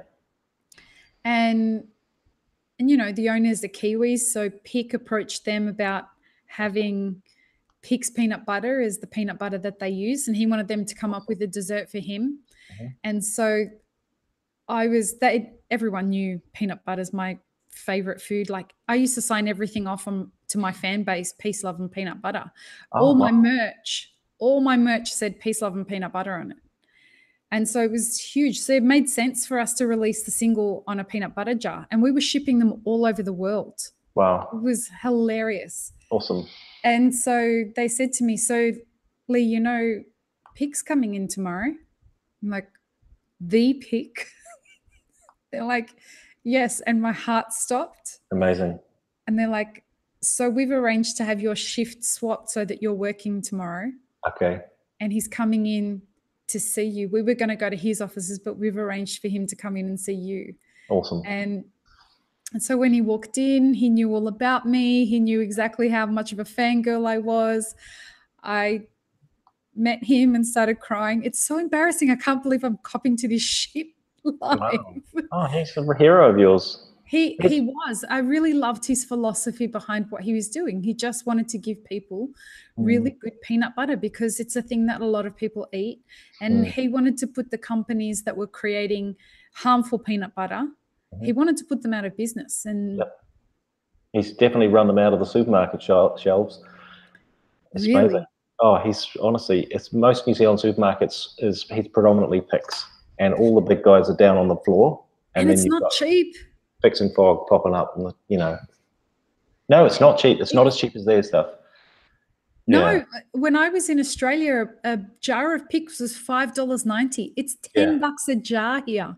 Oh wow! Where can you buy it in San Diego? Yeah, and in Los Angeles. Oh, awesome! $10 a jar, and it goes. Yeah. Picks peanut butter and Tim Tams. They're all over LA and San Diego. Still a thing? I forgot about Tim Tams. Yeah, Tim Tams are a big thing. It's the one thing that everybody asks me to bring back. Fuck, I can't stand it. There was a famous ad on television like 20 years ago with a rugby player called Carlos Spencer. Do you remember Okay. Carlos Spencer? And he No. was eating Tim Tams in his dressing gown, which was sort of draped open, and he's super handsome, buff, hairless guy. And so that was, I think, all the women swooned over the Tim Tam man. I Yeah. imagine if he was Tim Tam slamming as well. Ah, Tim Tam Slam. I remember that. Yeah, we have to do some Tim Tam slams with all the guys that are coming with us from here in the States. They haven't Tim Tammed before, so we've got to teach them the Tim Tam slam. Oh, we definitely will. Yeah, Totes. it's going to be a lot of fun. Yeah. I'm actually Yeah, a you little got some bit good scared. peeps coming. Jared, I look forward to seeing Jared Truby again. He's a good Yeah, man. he's a big fan of yours. He's good fun. Oh, Yeah. yeah. And you'll get to meet Jeff Dillon. He's a new addition to the coffee industry. He's we just officially launched him last week, his brand, as the coffee accountant. Oh, yes, I read that. He looks cool. Yeah. Where's he from? He is from Portland, Oh, and good. he works for an accounting firm that looks after only Fortune 100 companies. Okay. And so he had come to one of my workshops. Sorry? Baller. Yeah. Oh, total baller. He had come to one of our Map It Forward workshops that Scott Rayo and I were doing for mapping a career as a roaster. Oh, yeah. And his work sends him to San Diego every month because they have 9 offices around the country. Okay. And so he asked for a consult with me about, I want to open my own roastery, but base it on this idea of like what craft breweries are doing, where they bring beers from other parts of the country. Yep. And I want to roast my own. And he said, I'm really excited about it. But he thought that was a unique kind of approach to things, not realizing that it's just basically an extension of the multi-roaster approach. Yep. And so he got a little discouraged when I said to him, I don't think that that's going to be the thing that you do, but just a thought, we could really use some help as an industry with getting financially healthy. Yeah, totally. And learning how to make some good decisions. So I was wondering if we could forget that idea and can we create a brand and call you the coffee accountant? Yeah. And have you like really teach people about financial health and how to read financial statements and how to make decisions and how to slow down. And it works really well with what we're trying to do as Map It Forward. Yeah. And he was really down with it. And so we've been working on that since April. And now he's coming to Sydney to talk about it, and he can't believe it. Yeah. Oh, cool. I'll look forward to meeting him. Yeah. Yeah. They're all super excited. Jared's bringing one of his team who's been with them since day one, Tanner. And everyone's super stoked to hang with you. Okay. Awesome. Of course, I am too. Yes, I know. That'll be good. Do you smoke cigars? I don't love cigars, no. I mean, I've had some nice cigars, but they last for a long time. If you smoke them with people, they can be okay. I'll smoke a cigar, sure. Do you drink whiskey? I drink some whiskey. I find really peaty whiskey. I know you're about to meet Tash, my dear friend who loves whiskey, and I find whiskey gives me like really crazy reflux. Yeah, like it does the same to me. The peaty stuff.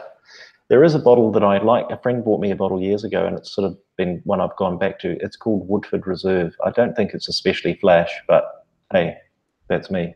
If it works. You don't think you're especially flash? No.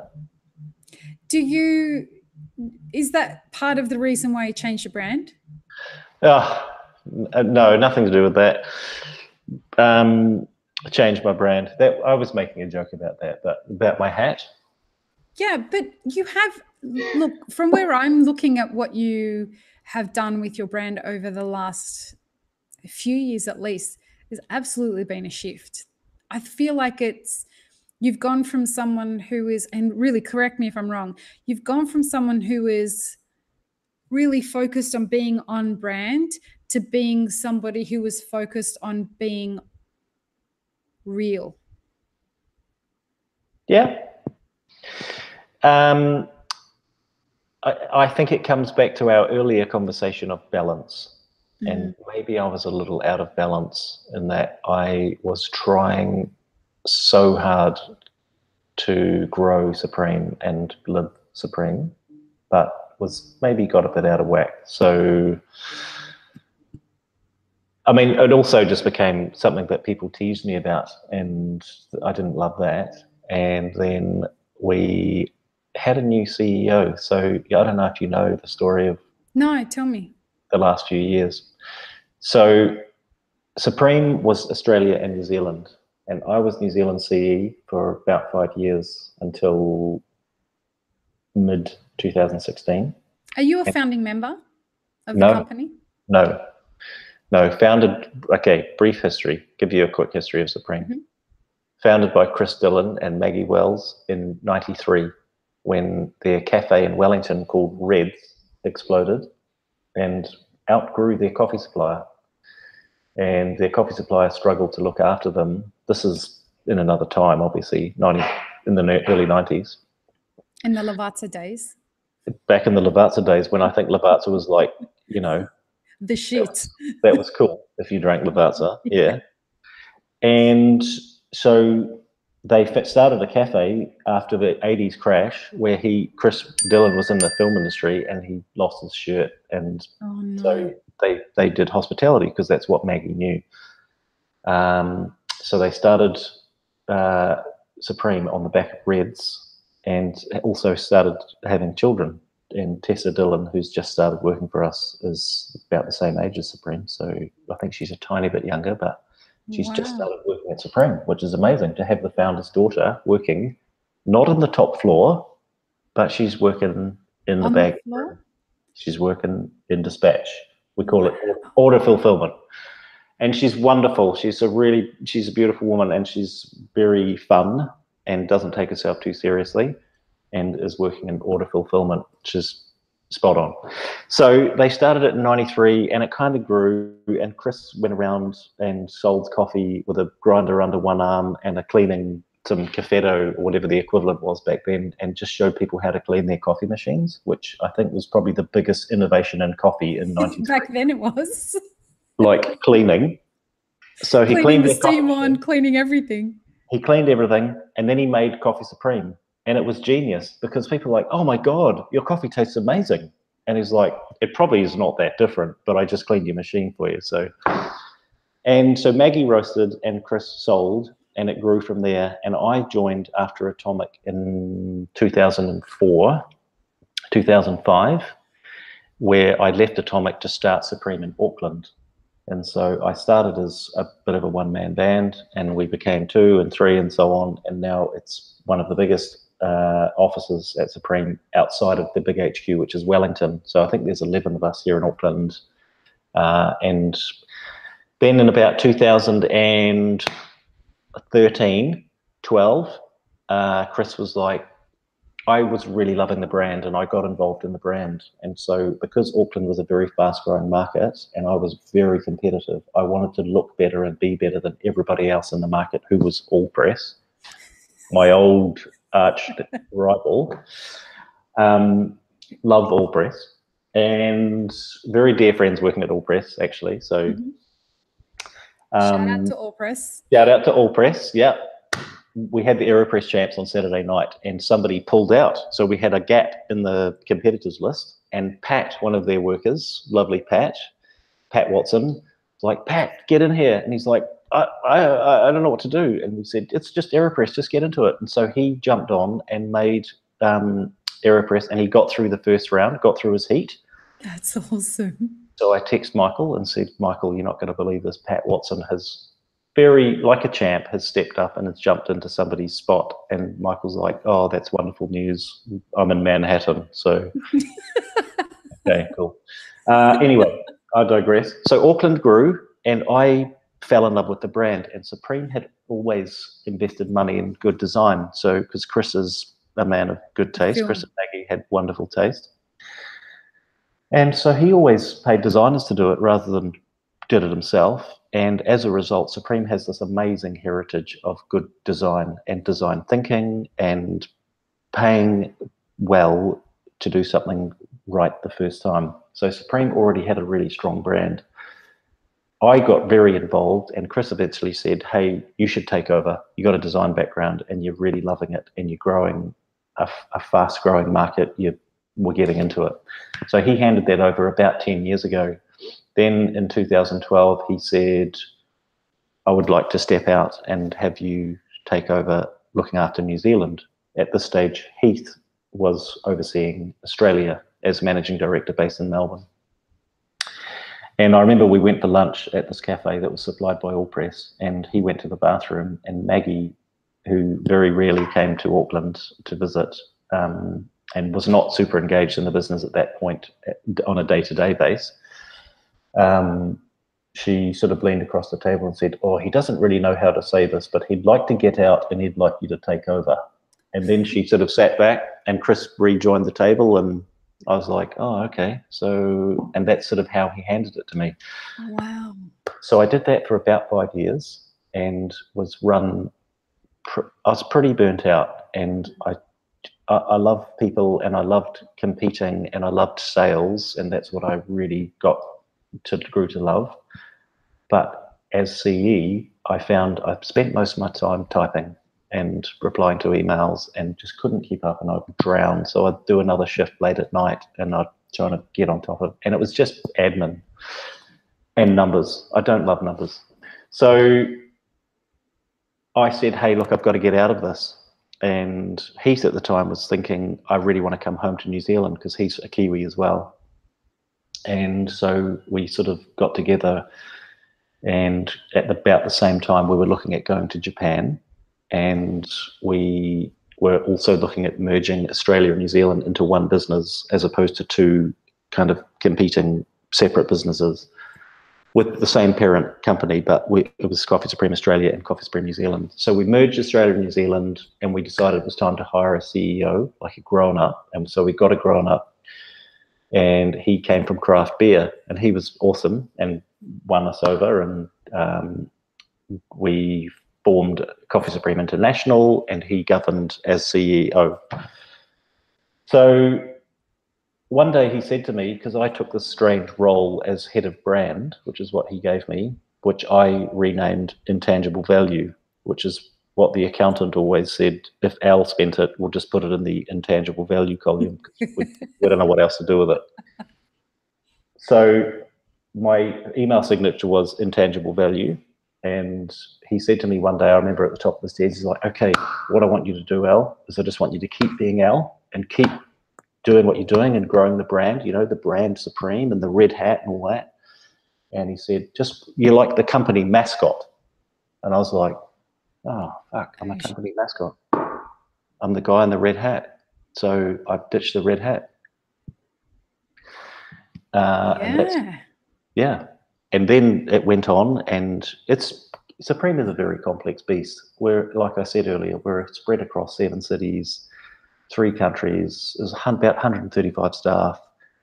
It's quite a beast, and it's very complicated. It's like a family business that grew from the dining table, the sort of family kitchen table, into this international company that's still thinking like we're sitting at the breakfast table. And so that's been a huge transition for us. And Richard, our CEO then, he was amazing, and he was instrumental in helping us think like a proper business, because he was a grown-up who'd come from other businesses. And he helped us to get a few things sorted out, but it was sort of apparent that he was spread really thin, trying to get around everywhere, and maybe didn't have quite the support he needed, and was traveling a lot. And eventually he was like, okay, so he resigned, and this is the really short version. And the board and I negotiated, and I originally said, no, I don't want to go back to that role. I don't really want to do that anymore. But they said, you can structure it how you like, and you can leave alone the stuff that's not suited to you and build yourself an amazing team that supports you. So I did that. And so I have Heath as operations director for the group. And I have Jesse Newsom, who's our commercial director, who's a very talented young guy who's an accountant by trade, but is a very entrepreneurial guy who's got other businesses, and he's 27. What? So that's my crew. So I have those two reporting to me, and I have Doug, who's head of brand reporting, and we've just hired our new marketing manager, who is my fourth report. So I have 4 people reporting to me, and she's a good woman too, and she's based in Wellington. It sounds like you've got rock stars around you. Like, they don't need to be Insta famous. They just want to be really great at what they do. Heath has been at Supreme for 21 years. He's 47. He's travelled to Origin more than anybody in coffee. He's been making friends around the world in coffee, green coffee, for 2 decades. And he knows his shit and is a pretty kick-ass guy to be on the same team as. And Jesse is financially literate and thinks really big. And the 2 of them, we agreed we'll do it as a threesome. There's a thread through this whole fucking conversation. Yeah, we'll do it as a trio, and it's working. That's outstanding. Yeah, and Doug stepped up and is now just a very competent, leads our little art, we call it the art department, and has somebody working alongside him as well. We just changed them, actually. It was Lily. Her name was Lily Paris West. Beautiful name for what a gorgeous name. It sounds like a perfume. She was awesome. She's a bass player in a band called Mermaidens. Check them out. I will. Mermaidens. Brilliant. And she rebranded World Aeropress Champs. She's the woman responsible for this. Oh, really? That's her. Yeah. She's very good. So she just left, and we've just replaced her. No one will replace her, but we've just hired somebody to fill her seat. What was it like going into Japan? How long ago did you go into Japan? Oh, God. Japan. We started working on Japan a couple of years ago when I met a wonderful couple, Hiroki and Tomoko Matsumoto, in Auckland here. They were frequent customers at a cafe we had called Good One. I love the branding of Good One. Just saying. Yeah. Well. So they discovered Good One, and we met through Good One. Unfortunately, the day I met them was the day that I spray painted over Good One and changed it to read Goodbye because we were closing. I didn't know that you'd closed it. We closed it 3 years ago. How come you closed it? Can you say? Sure. It didn't work financially. It worked. I can't imagine that it would. It was huge and it was extravagant and...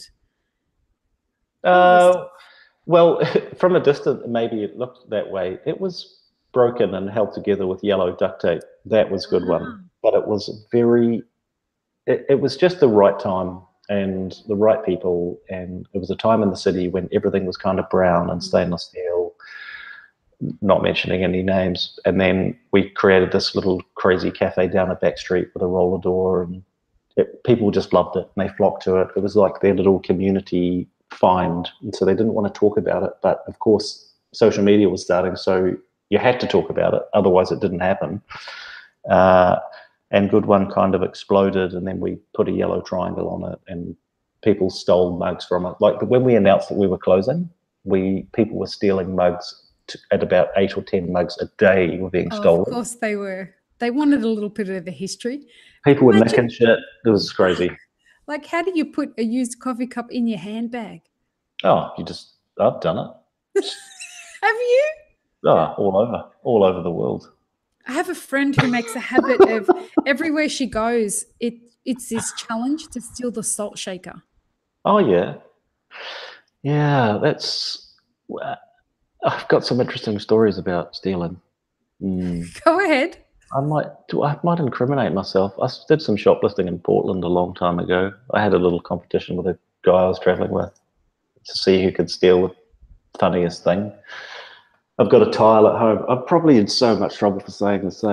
Don't shoplift, kids. Don't do drugs and stay in school, and don't shoplift. I've got a little tile at home that says "put a bird on it," and I nicked it from the Portland souvenir shop at the airport.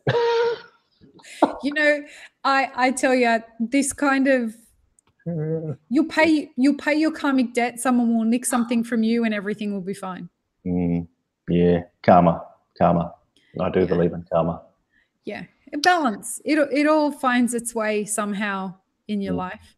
Just don't do really extraordinarily harmful shit, because that shit's going to come back to you.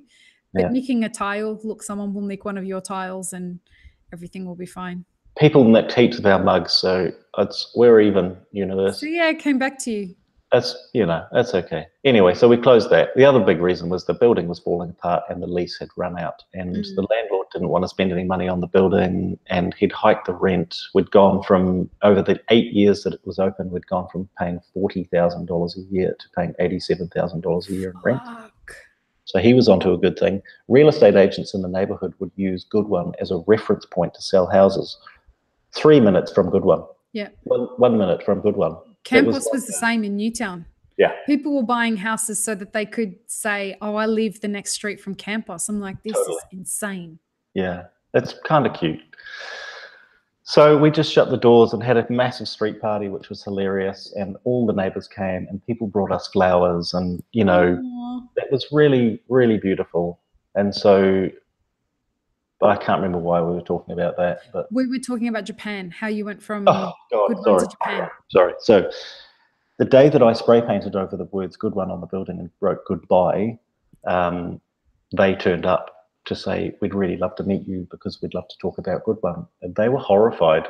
Like, what's going on? I said, we're actually closing because we're out of here. So they went away and reworked their pitch and came back and pitched Coffee Supreme Japan instead of Good One, and they just had such a beautiful pitch. Hiroki came from, he's a creative by his background is in creative, and he was working for huge gaming companies and was a creative director behind Halo. You remember Halo, the massive game? Yeah. I think that's the game he was a creative director behind that?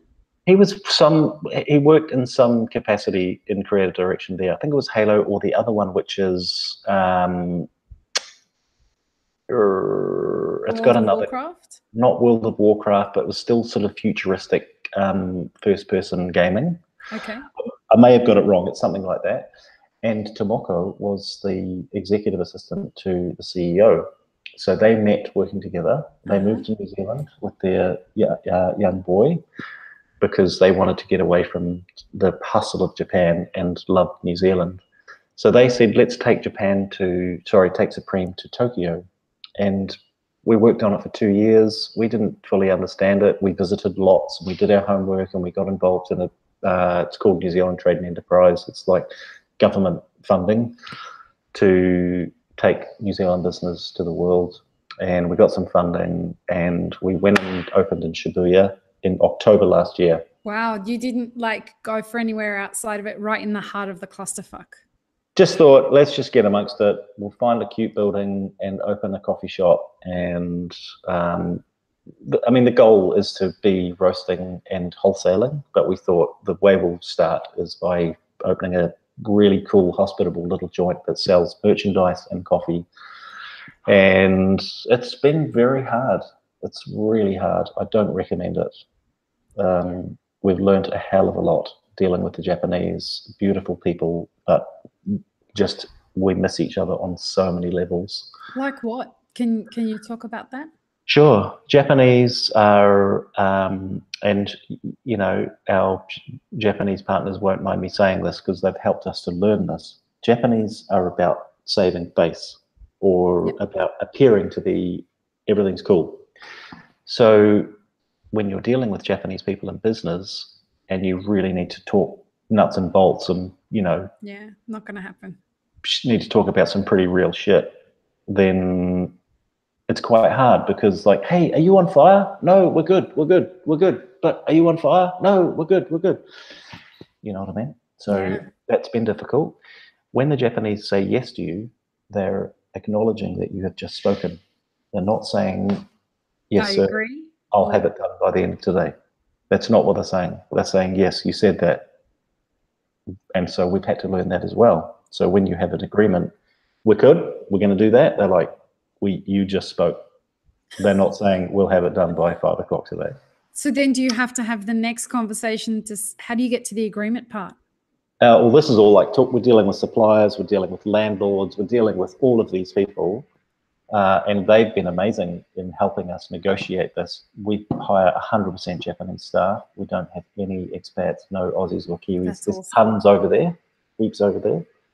One of our baristas in Shibuya is Takuo, who worked at Everyday Coffee in Melbourne. Yep. And I remember Aaron emailing to say, hey, you've got this young guy who wants to move home to Japan. He's from Tokyo. Could you give him a job? And he was in, and he's fantastic. He's very cool. So all of our staff are Japanese. So it's just negotiating with the Japanese. Very different. They don't drink coffee like we drink coffee. Our busiest times in this part of the world are first thing in the morning, and you have a huge spike and it peters out for the rest of the day. Yep. Busiest times there 2 till 4 p.m. What? Yeah. Places don't open till 10 o'clock. We open at 8 o'clock and it's like, dawn on a Sunday morning. It feels like, are there any people going to come? In Shibuya? Yeah. It's like a very hip suburban neighborhood. Yeah. We had some great neighbors, Monocle Magazine, Foodland, Path, beautiful restaurant down the end of our road. There's like really cool neighbors. Puddle, the architects who do Arabica 100% coffee shops. They're our neighbors about 3 doors up, and they're super regular, wonderful people. So it's a cool neighborhood, but man, we've learned the hard way. It's just really different. People drink differently. They post everything on Instagram. They hold up their mugs in front of the sign, and it's like extreme. But it's been tons of fun, and we're learning heaps. It's all about culture, isn't it? It's super, yeah, and very traditional culture. So they have an amazing coffee drinking culture that goes way back beyond what we're used to. They've been different, right? Very, very different to us. Oh, very different. Very different people, and everything is different. They buy daily rather than weekly. So we come from a culture where you buy a big fridge so you can stash food in it. They don't do that. They live in tiny apartments where you don't have a big fridge. So just lots of little things like that. Yeah, wow. So they shop daily, and ordering online is amazing. You see people just ordering like a packet of toilet paper, whereas in New Zealand, like, well, just go down to the supermarket and get the whole lot. So I heard someone refer to the Japanese as, especially when it comes to food, the Japanese are not foodies, they're fetishists. And I thought that's a really interesting way to look at it, because when you see the way that they approach certain sectors of the food industry, there is this, those people who eat online and they get sponsored by different people to eat an exorbitant amount of food. Oh dear. Yeah. Have you seen those before? Like eating competitions? It's just one person who sits in front of a camera and they live stream themselves. And these are they could be tiny little women. It's different people, and they just get paid to eat an extraordinary amount of food, and people just sponsor them as they're going through the food. With product? Like product placement? They pay the money. Like there are platforms for it. There's like apps and whatnot that they can sit on there and eat, and they eat live, and they say that they're going to eat this much. And I don't know how they consume massive, massive big bowls like this of noodles, and it's crazy. Okay. You got to check this stuff out. And then there's the other thing, which is the tiny cooking. Have you seen that? No. You have. Is this in Japan? Yeah.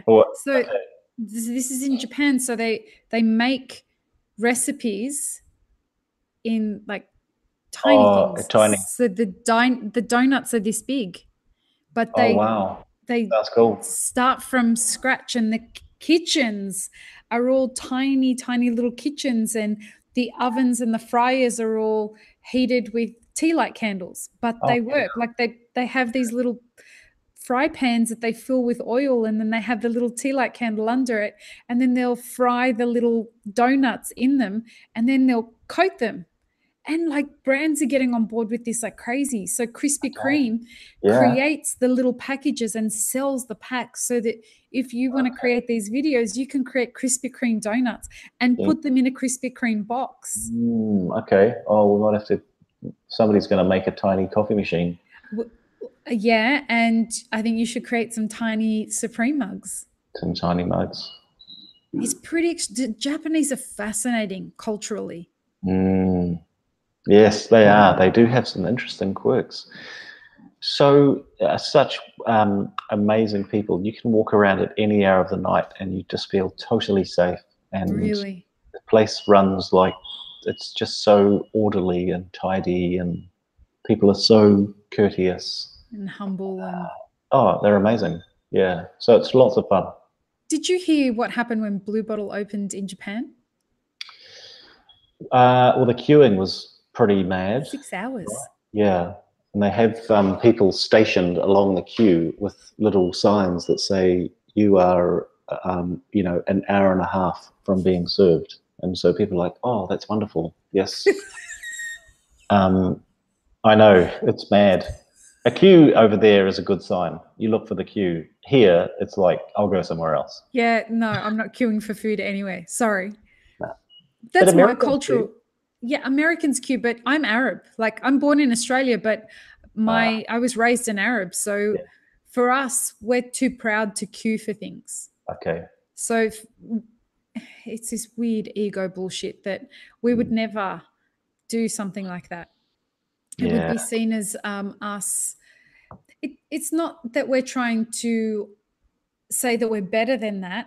For us, it's the exact opposite. It would be like, oh, it means we look like we're desperate if we'd actually wait for food. Okay. It's a weird kind of mindset. Arabs are very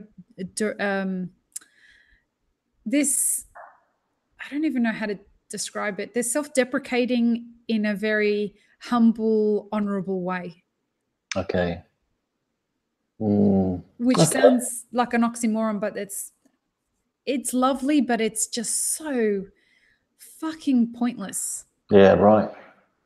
Well, Kiwis are very self-deprecating. That's the nature of our humour. You know, our best comedians, like I guess all comedians, have mastered self-deprecation, but the best Kiwi comedians are hilarious for running down themselves or our culture.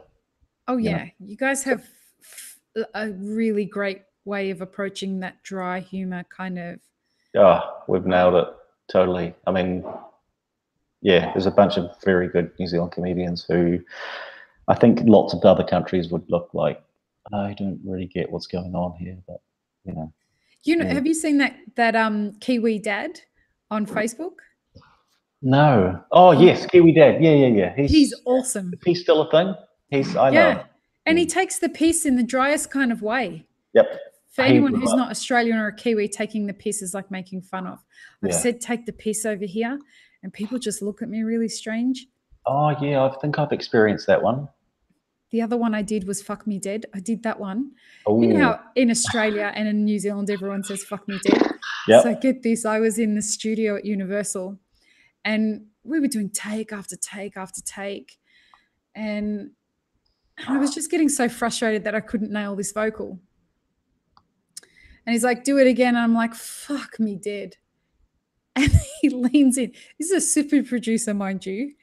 And he leans in and he presses the thing down. He's like, did you just say fuck me dead? I'm like, it was that moment when I realized that's only something that Australians say. Yeah, Australians are pretty tough. Tough vocab. My mum even says fuck me dead. Like, she's the most prim and proper person you're ever going to meet. I don't know how she ended up with me as a daughter, but at that point I was like, oh shit. So yeah, fuck me dead's not a thing over here. And when you think about it, it's terrible to say something like that. Sure. But of course, music industry, so everybody just said fuck me dead for the next week recording this EP. It was really classic. I wanted to ask you about the sorry, what were you just about to say? Oh, I can't remember, but I was some. I know the Irish say fuck a lot, but it's not really a swear word in Ireland, is it? It's just it just means a lot or something, or very, Same in Australia though. Yeah, Aussies say it a lot. I find the further north you go, the tougher the vocab. Yeah. Oh, over here, let me tell you, over here, the coffee industry is very religious and very prim and proper. Oh, I know. Yeah, the Christians love coffee. It's like, yeah, that was very. I learnt that I was probably shouldn't be at a coffee machine over here the first time. I said, "Oh, that's what she said," and everyone looked at me and blushed, and I'm like, "Oh shit, yeah, that's it's different." not in America, eh? And I know blaspheming in America is like really, really bad. Don't do that. Everyone looks at you very strange. It's just so culturally different to what we're used to at a coffee machine in Australia. Very, very different. Yeah. Wow. Yep. With regards to culture, I'm thinking about 15 years from now and what I want to be doing with regards to my career. And I'm thinking that by then I probably will have sold Elixir. And I might still have Map Forward. We'll see what's going on with that. And hopefully the company will be big enough that I can go off and do other things as well. But I have this crazy idea that I would like to open my first cafe. And I'd like to do it in Syria, in Damascus. Oh, Damascus. Yeah, the oldest city in the world. Famous town. The road to Damascus. Wouldn't it be such an extraordinary thing to set up the first specialty coffee shop in the oldest city in the world? Sure. Well, they've probably been drinking coffee since back then as well. Yeah. Whatever specialty was back then. Yeah. It was, one of the most cosmopolitan kinds of cities. Oh, totally. And my heritage is Syrian. And they won't be ready for something like this for 15 or 20 years. Like, it's going to take them that long to rebuild the country. Yes. Okay. And I'm working on recipes and stuff from now. Oh, you're doing it soon. You're actually planning it. Oh, yeah. Like, it'll be 15 years from now, and I'm testing the recipes from now. But, there are cool things like my grandfather used to make us honeyed eggs. So he'd scramble the eggs, and then he'd scramble them in butter. Good butter. Good. With no cream or anything like that, just the eggs in butter. Then he would pour honey over them, flip them, and then caramelize the honey so that the eggs were beautiful. Sounds and then awesome. we'd put like a clotted cheese over the top of it. And that was breakfast. And so you say grandfather in Arabic is jiddu. And so I'd love to serve like jiddu's eggs. Jiddu's eggs. Yeah, that sounds good. Do it. And I know I'm plant-based, but it's just such a nostalgic kind of thing. And to open a specialty coffee shop in the most ancient city in the world just seems like a really fun way to kind of end my time in the coffee industry. Yes. What would you call it? Spoon and bowl. Oh, spoon and bowl. You're not going to have some fun with wordplay? Like what? How do you say your surname? Safar. It means journey.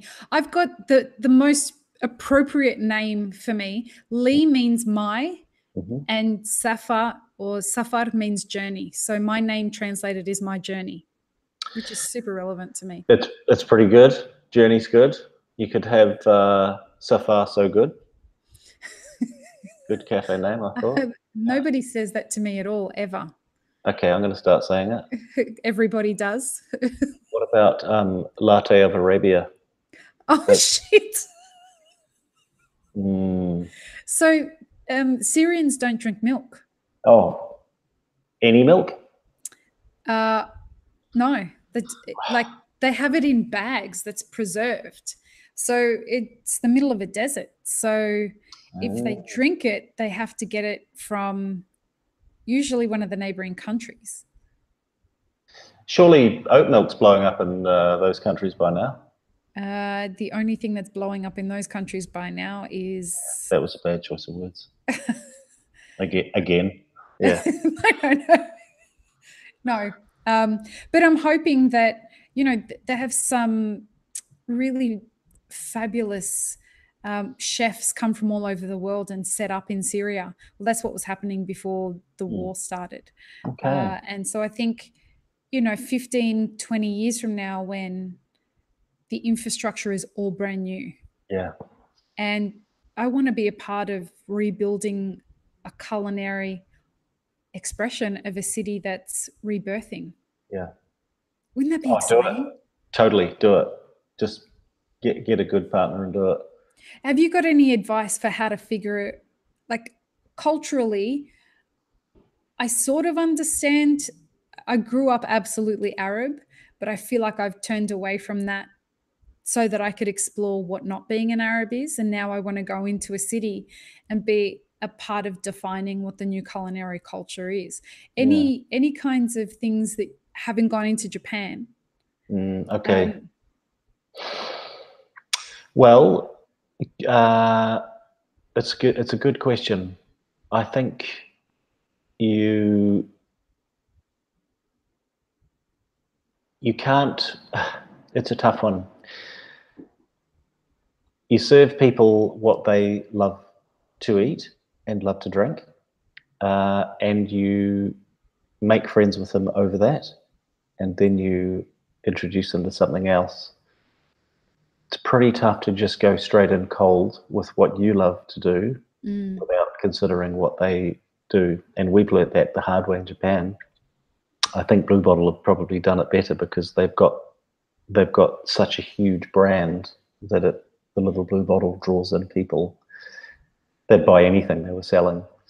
We didn't have that, so we had to start legit from grassroots on the corner in a coffee shop. So we've had to adjust what we do. We had to roast our coffee a little darker because they were like, something's up with your coffee. Because Wow. yeah, so we've had to make adjustments. They drink mostly cold coffee, so that's a huge adjustment for us. And we've had to be very open and sensitive in finding a balance. There's balance again, balance between what we love doing and want to do and what we know will sell so that we can keep doing it. Because sustainability is ultimately repeatability. So if you want to stay in business, you got to sell people what they want. I think once you win them over and they become your friends, they'll eat what you put in front of them. But you got a little way to go before you're there. I think so too. Especially being a woman in, and Damascus is really quite progressive. It's before all of this happened, the president was trying to get Syria as a part of the EU. He tripled all government employees' wages so that they could be competitive. He was doing a lot of great stuff. Okay. And now, obviously, with what's happened, it's been pushed back a lot. But once they do start, depending on who is in power in 15 years and what they're trying to do, but I just think it would be so creatively invigorating trying to be a part of this footprint of the history of a city that is just the oldest civilization in the world. Oh, absolutely. You could have some fun with that. Wouldn't that be fucking great? Amazing. I've never been to that part of the world. I would really love to, especially growing up reading Bible stories. It'd be fascinating. I remember I've been to Syria 6 times now. And I remember when we used to go to Syria and, I was 14 the first time I went. And, I grew up Catholic. I'm no religion now, but, heavily steeped in the Bible. And my grandfather would read the Bible to us. And it was just a really lovely way that we would learn about values. and they took us to this place called Sednaya, and all the excursions we went on while we were in Syria were always to places where John the Baptist baptized Jesus here. Yep. Or you know the story in the Bible where the mountains part. Well, look up and you see the mountain and it follows like that. You go to you'll Road to Damascus. That was like a story about Paul and seeing the light. Was it Damascus? Something like that. Yeah, it's an amazing. It's incredible. You go and see these fortresses that are 2,500 years old. I know. And you just think, fuck, I'm too young to appreciate this. Yeah. And then you go when you're in your 20s and you're like, this is amazing. And I mean, a lot of it's been destroyed by ISIS now. Mm. I mean, if the government wasn't listening, you and I have now said a lot of trigger words that they will be listening to this podcast soon. True. But I feel like just being a part of that and trying to find ways to tap into ancient ways of making coffee and trying to recreate that. Yeah. And roasting for that and finding a new market there. Is anyone doing it well at the moment that you know of? There is no specialty coffee anywhere in Syria. Nowhere. There must be good coffee shops though. Is Starbucks there? No. No. Okay. So it's a completely untapped market, but it's not penetrable for a good 10 or 15 years, only because of what's happening politically. Yeah. But I have a cousin who is a civil engineer for the government. Yeah. And they're already starting to meet with the Chinese and, other people to start talking about tendering to rebuild the country. Yeah. Mm-hmm. And so being a part of something like that, I just feel like it would be such an amazing challenge especially being a part of a community that. Oh, sure. It excites the fuck out of me. Like it's 15 years away and I'm already cooking up recipes of, I wonder how we'll do this. I wonder if we can have a vegan take on this. I wonder if we just, what kind of produce are we going to be able to get access to? Do it in San Diego. Yeah, it's not that exciting here. I loved San Diego. I thought it was San Diego's great. The foodie culture here is quite, it's going through an interesting time. And there's a financial crash about to happen, so I wouldn't want to start anything right now in San Diego. I think that starting a business anytime in the next couple of years is probably not a good thing if you're going to be doing a bricks and mortar kind of thing. Wait for the crash to happen and then sign a lease. Yeah, okay. Sure. And I'm got my hands busy with these two businesses. Mm-hmm. Yes, you do. You're busy. Yeah. Oh. Look at that. Somebody's bringing me a beer. You're lucky. Oh, thank you, Cass. This is Cass. Cass is from Seattle. Come and say hi. Hi, Cass. You can't see her, but... Hey, Cass. How you doing? Hello. It's nice to meet you. I'm Lee. Oh, still can't hear. Nah, not happening. Not happening. No. Right, nice Thank to meet you. Okay, we're back. Guest feature on the podcast was Cass. Guest feature, Cass from Supreme, originally from Seattle. She's awesome. Brought me a beer. Oh, nice work. Hey, I've been contacted by people who are saying, how do I get a job at Supreme?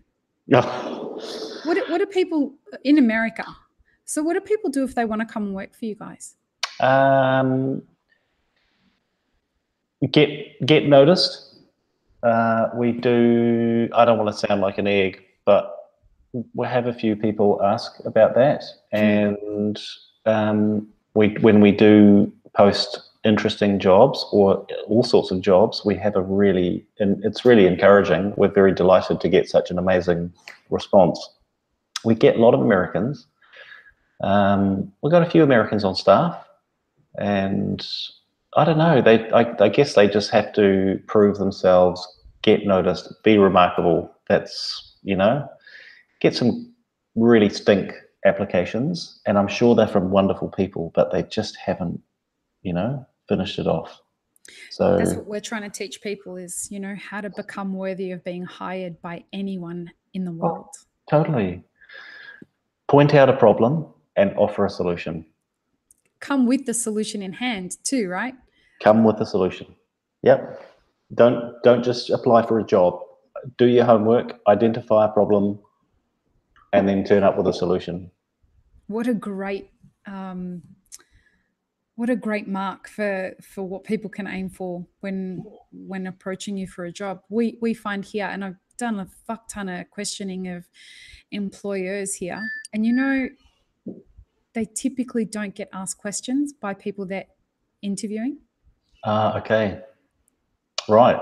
So hang on, the interviewer's not asking questions of the interviewee? No, the interviewee comes with 0 questions. Oh, yeah, that's always, okay, you're right. Whenever we say, so what question have you got for us? Like, I don't know. Okay, peace out. Yeah. Yeah. If you have no questions for me, this is not just a job. This is an extraordinary company, and we want people who want to learn and grow. And it's the thing that's fascinated me the most. Interviewing is really hard because great people can be shit in an interview, right? So it's a real tough one.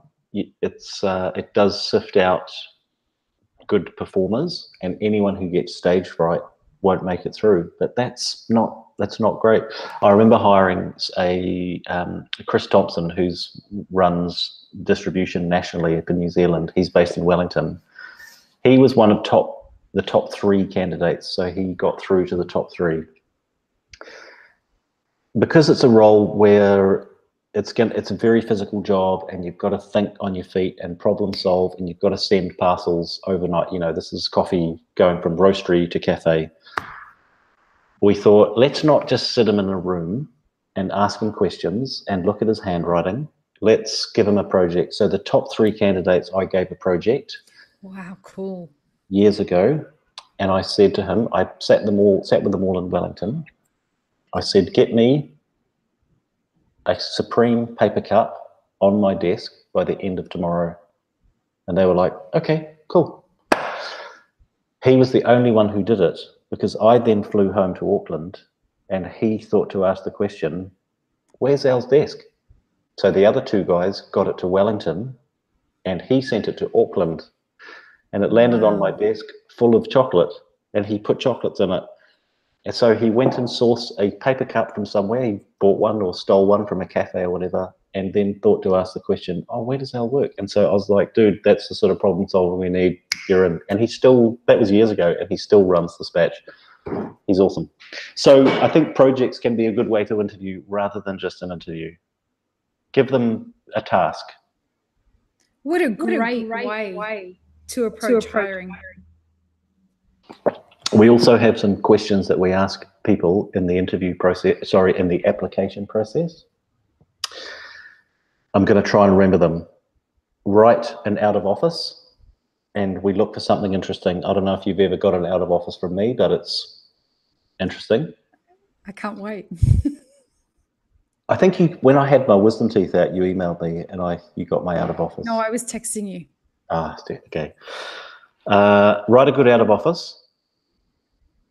What is Coffee Supreme in the 3rd drawer down? Is 3rd drawer down a thing in America too? Everyone's got a 3rd drawer down. So you have cutlery, and then you have big utensils, and then you have a 3rd drawer down that's just full of like weird shit. Everything drawer. Just everything. Used batteries, manuals for a microwave that you haven't owned for 20 years. Yep. There's like so what are we in that drawer? What else do we ask them to do? Give a dictionary definition of the word hard out or something, or full blown, a crazy word, or anyway, and that type of stuff. Yeah. So give them tasks that will help the right characters shine. Who came up with that? Did you come up with the coffee cup thing? No, I didn't. Another guy on staff came up with that, because I was sort of scratching my head. I had these amazing candidates, and I didn't know how to decide. And he said, give them a project where they'll have to do some problem solving and make it almost unattainable. So getting something to me it's a 8-hour drive from Wellington to Auckland. So it was a task. They had to get cracking on it. So it wasn't my idea. No, somebody else. Did he drive there, or did he send it via courier? He sent it by courier. Fucking good for him. He won it. It was awesome. I mean, I say to people all the time, and I don't say this it's not to cafe owners, it's to the employees. I'm like, listen, people are always looking for great staff, even if they don't have room on their books for you. They will make room if you're good, because there's so many shit people. The barrier to entry in our industry is so low. Yep.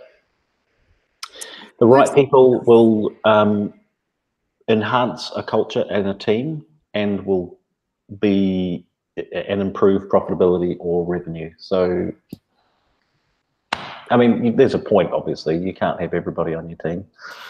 You can't have a soccer team with 100 people on it, because there's no room to pass the ball. So you've got to... I want to ask you, do you guys teach your cafe staff how to sell? Oh, like how to upsell, or just how to sell? Both. Because I guess their personality should be selling the coffee, but do you guys focus on merch sales? Do you focus on... because we say that a barista's job, there's 4 elements to a barista's job. Okay. It's beverage prep, customer service, cleaning, and sales. Okay, that's good. 4 things. And your puppy years in your map are all about mastering those fundamentals. Sure. And then when you've done that, then you can move on to the next phase, which is the mid-career years, and that's all about skill development. So how do I flourish from that? But I feel like everywhere, it's not just over here, the idea of selling seems to be like this dirty word for baristas. Yeah, I think selling in general has had a pretty stink rap over the years. You know, you think sales, you think sort of sweaty handshakes and pointy shoes, and you think all of those things. But selling, I was very fortunate in that years ago, the person I reported to said, Al, you can reinvent sales to suit you. You're a creative guy. You can come up with whatever you want.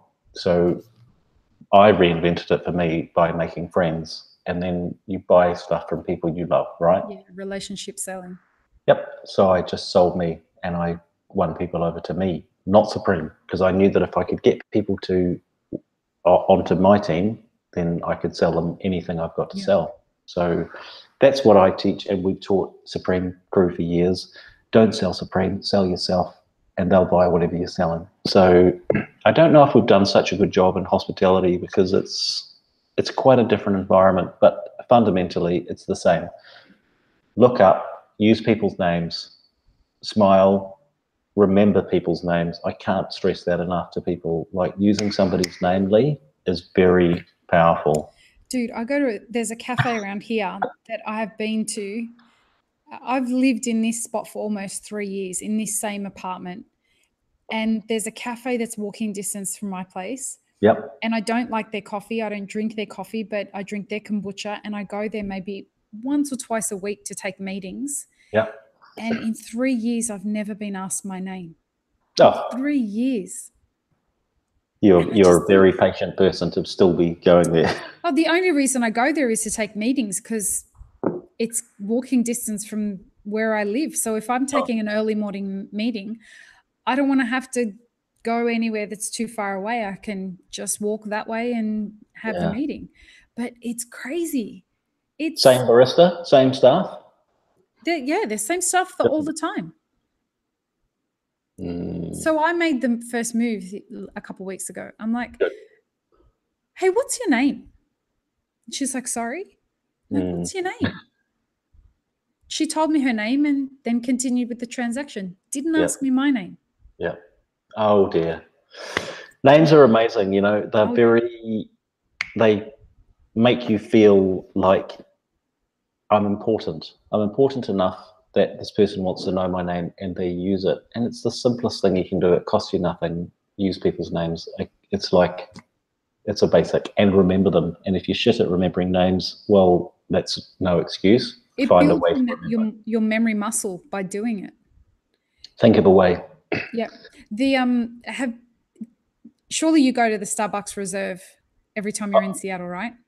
I have been twice. Yes, yes. Actually, every time I'm in Seattle. And I tell you, it's one of my favorite cafes. I don't drink the coffee there, but it's one of my favorite cafes in Seattle because if I go the first day, they'll ask me my name. If I go the second day, they remember my name. Awesome. Boom. Like, say what you want about Starbucks, but that Starbucks Reserve is stunning, first of all. And their staff are so attentive. Oh, really well. It makes me want to go back. The training's amazing at Starbucks, I think. And it pays off. You're talking about it publicly.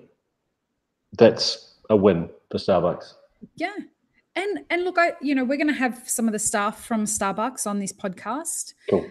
Because, we're all about understanding the whole experience for everyone in the coffee world. Yeah. And they talk about how that, Starbucks is constantly working on the challenges that they experience as employees. That's why they've been paying their employees college tuition for years. Yeah. It's like, what? Totally. Oh, it's cool. Yeah, I was pretty wowed by that. It was very kind of Willy Wonka, and I've seen photos of the one in Italy, which is wow. Great. That looks extraordinary as well. I remember I walked into that the very first year it opened, the one in Seattle. I walked in with Scott, and I swear I couldn't speak. I'm like, yeah, but this place just looks like Willy Wonka's chocolate factory, and I hate feels to think like what the ROI on that is. It's ridiculous. Well, it's doubled as their roastery, so surely it's helping them somehow. But that real estate must be fucking huge. Yeah, that real estate, Capitol Hill, all those staff, that fit out's like $1 billion. It was $28 million, or was it 28 million? Okay, so not quite $1 billion. But 28 million's just as close in the coffee world. 28 million for a fit out they have 320 kilo roasters in there. Yeah. It's not a coffee shop. It's an experience. It's like Disneyland for Starbucks. So it was rammed. Both times I've been, rammed. Crazy. And it feels like that Willy Wonka's thing that you were saying is so true, because it felt like as soon as the doors closed at night, like elves were going to come out of somewhere and just hose everything down. Polish the cutlery. It's just this strange, almost like Stedford Wives kind of thing. Like are these really real people? Cool. Are they really this happy all the time? Oh, totally. And I watched some people doing their jobs, roasting coffee, standing at the cooling tray. And I just thought, man, hate to be you. You're basically like in a zoo with people looking at you through the glass, right? Because, oh, look, that woman's roasting coffee. And all these people lined up, waving, yes, hello, throw me peanuts, it was... And you don't move. Like, they've just got such massive volumes to roast. I don't know how much coffee they're actually roasting and selling from there. Or is it just the same coffee going around and around day after day? Yeah, in those tubes that... Yes. Like, that's even strange. But they've got the 3 machines going and 3 little elves standing at each of those roasters. Yeah. Are they selling that coffee, or is it just little plastic beads going around? I don't know. I'm going to ask. One of my friends works there. So I want to know what happens. Like, surely that's an extraordinary amount of coffee to be selling. Well, they're moving it. 8,500 stores in China. They're selling it somewhere. Yikes. Yeah, that's an enormous amount of, and they only buy specialty. Whatever that is. Yeah, whatever that is. And they sell flat whites stolen from New Zealand. But have you seen what the flat whites are over here? Are they enormous? Yeah, so it's a 16-ounce cup that's filled with, they fill it with foam. Well, they fill it with mostly... It's half-half, so there's wet milk and dry milk, and then they put a double shot into that. So who do you believe invented the flat white, Australia or New Zealand? Come on, is that really a fair question? I mean, everybody knows it was Australia, mate. Oh. There you go. There you go. I heard. Yeah, you're rubbish at rugby though. You're rubbish. You can have rugby, I don't care, but you can't have the flat white. Great underarm bowling though. Oh, I heard about that. I Mm. absolutely heard about that. And you know, we're fucked at politics because we can't. You absolutely win at politics. She's extraordinary, and we can't. We've got a different prime minister every 10 minutes at the moment. Yeah, you guys are struggling there at the moment. But, you know, Jacinda is super popular here. She's, you know, For good reason. oh, she's ticking all the boxes. You know, she's a young woman, had a baby, returned to work, cool husband. Yeah. He's a stay-at-home dad, isn't he? He's a stay-home dad. Well, he's got a career as well, but I think he's got some flexibility. So he has a fishing show. Yes, I know. Rad. He's dreamy, Clark Gayford, and he has his own fishing show. And so he films spearfishing. He's like a spearfishing guy. He's quite a dude. And he's got a history in New Zealand as well because he was in the like MTV presenter back when we were teenagers. So wow. Yeah. Well, he's not much. He's actually about my age, I think. She's 38. He's 42. Yeah, they're pretty cool. So where's your story that the flat white started? Well, Full disclosure, I did hear that it Yeah. started in New Zealand. Yeah, no, it's New Zealand. I know you were just having me on. You believe it's New Zealand as well. Everyone knows it. So the flat white was started. The legend in New Zealand is that the flat white was started by a guy called Derek Townsend. Mhm. Google him. He has a coffee company still to this day called Carriageo's. This is the story I heard, yeah. Okay, and Carriageo's has its logo is like the brand is a Turkish guy with a big nose and a fez, a red fez, and the strapline is the nose. Oh God, that's so You yeah, it's actually brilliant. The nose, and Derek Townsend invented the flat white, and that's his claim, and he still stands by it. And I worked in a cafe in early 2000, just before I started at Atomic, and we used Carriageo's, and he used to pop in occasionally and check on my frothing techniques. So from the original dude.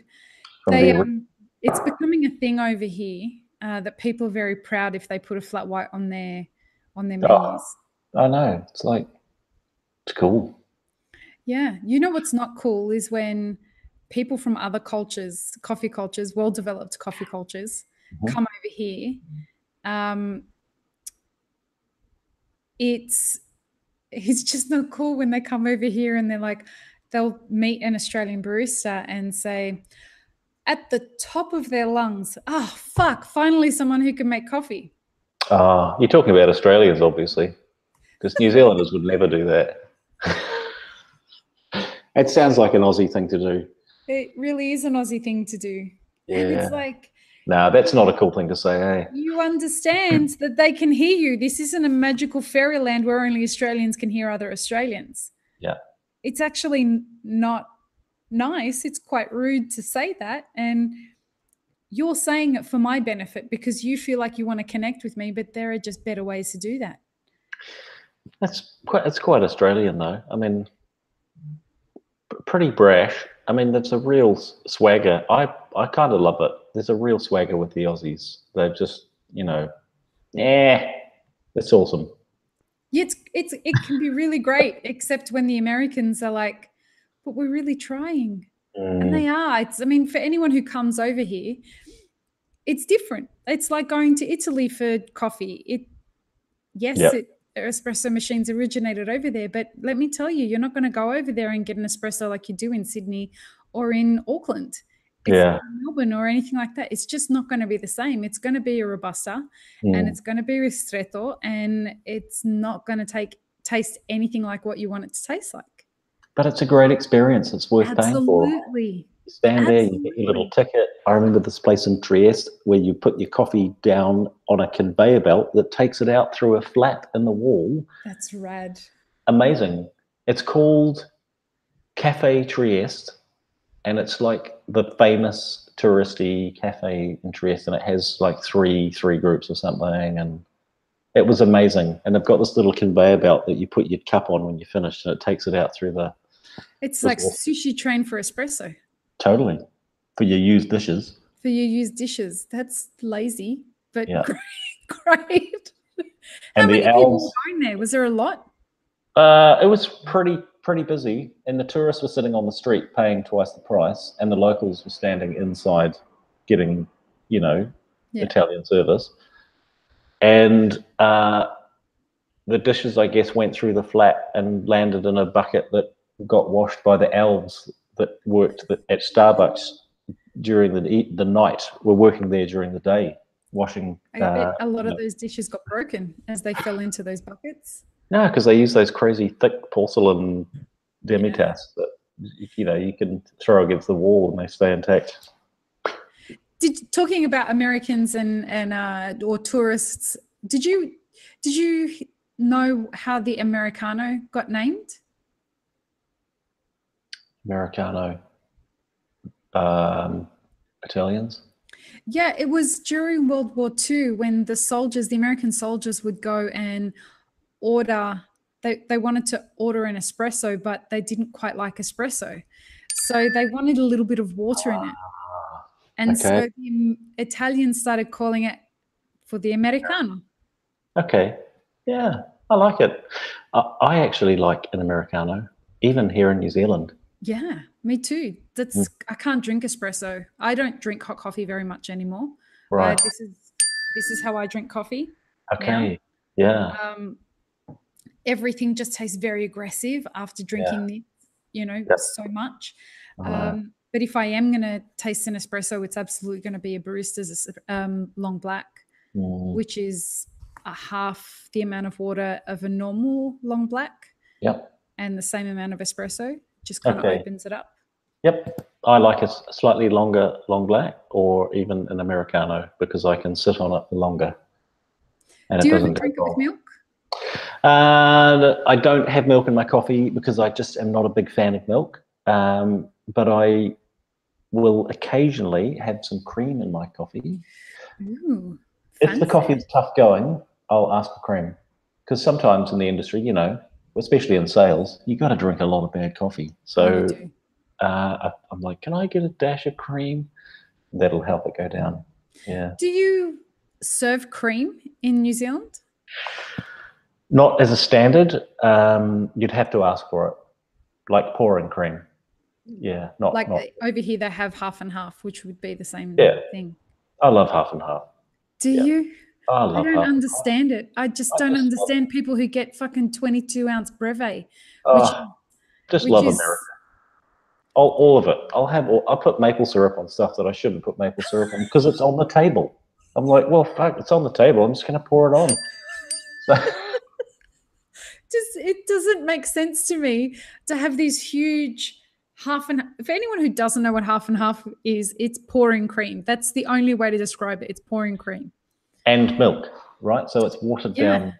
Yeah, but not very watered down. It's still thick. Yeah. It's delicious.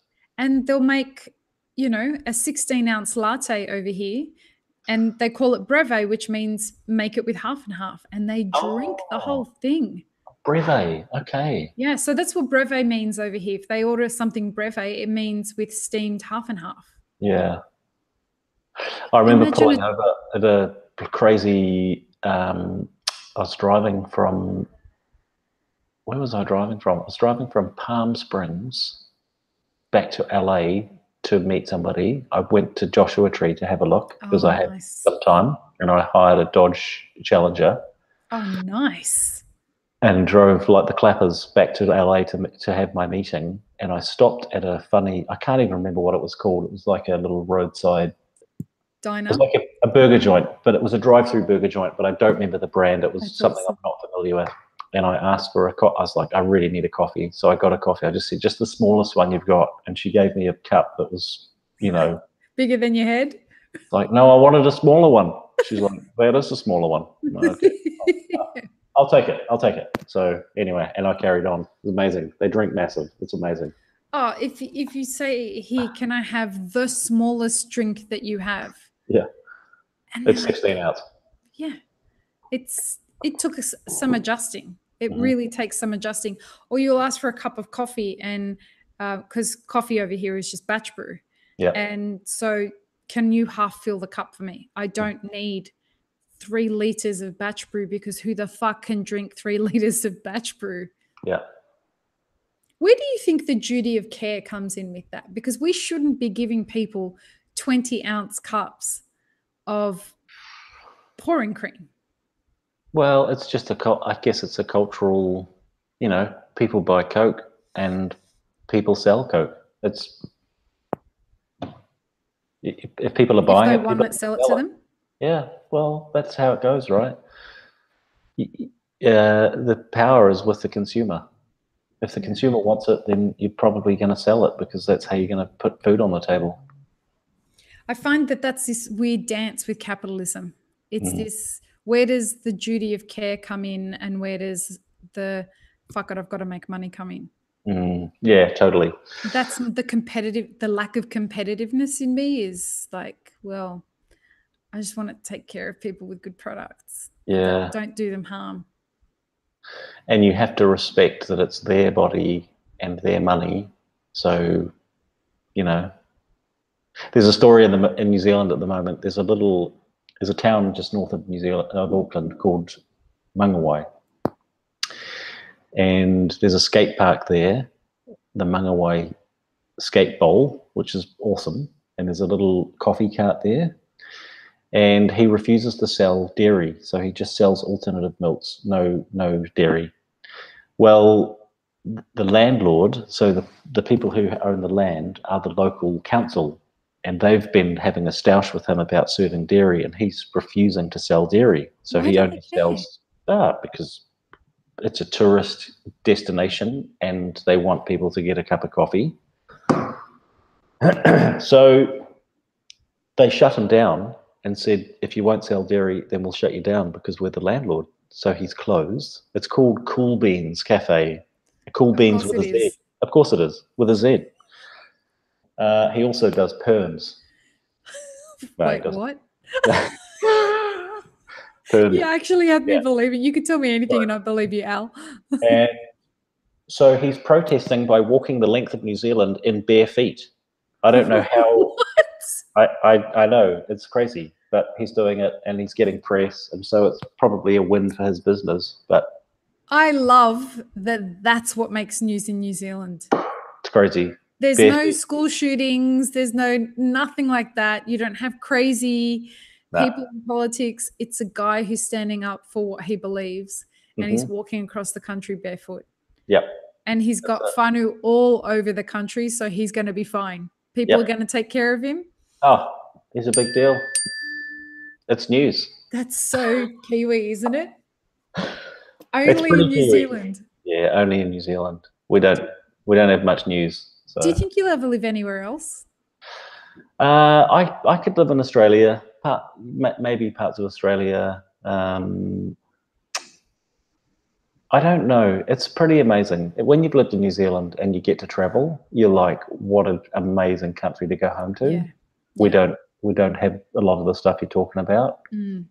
I mean, we have terrible things here. Don't get me wrong. There's dark secrets in New Zealand that we have really terrible suicide rates. We have we have a terrible record with killing our kids, domestic violence and infant death, and so there's tough stuff here in any country that has the tension of displaced Native people, and we have poverty, not like other countries at all.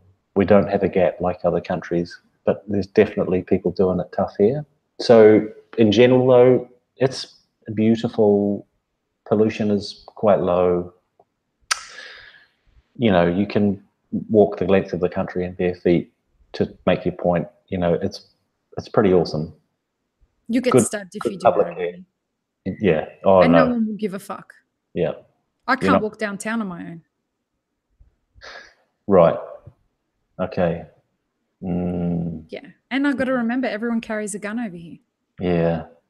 That's weird. It's Even so strange to get your head around. Well, not even the cops carry guns here. They have tasers. When I tell people in Australia, when I tell people here in America, it's illegal to carry a knife in Sydney.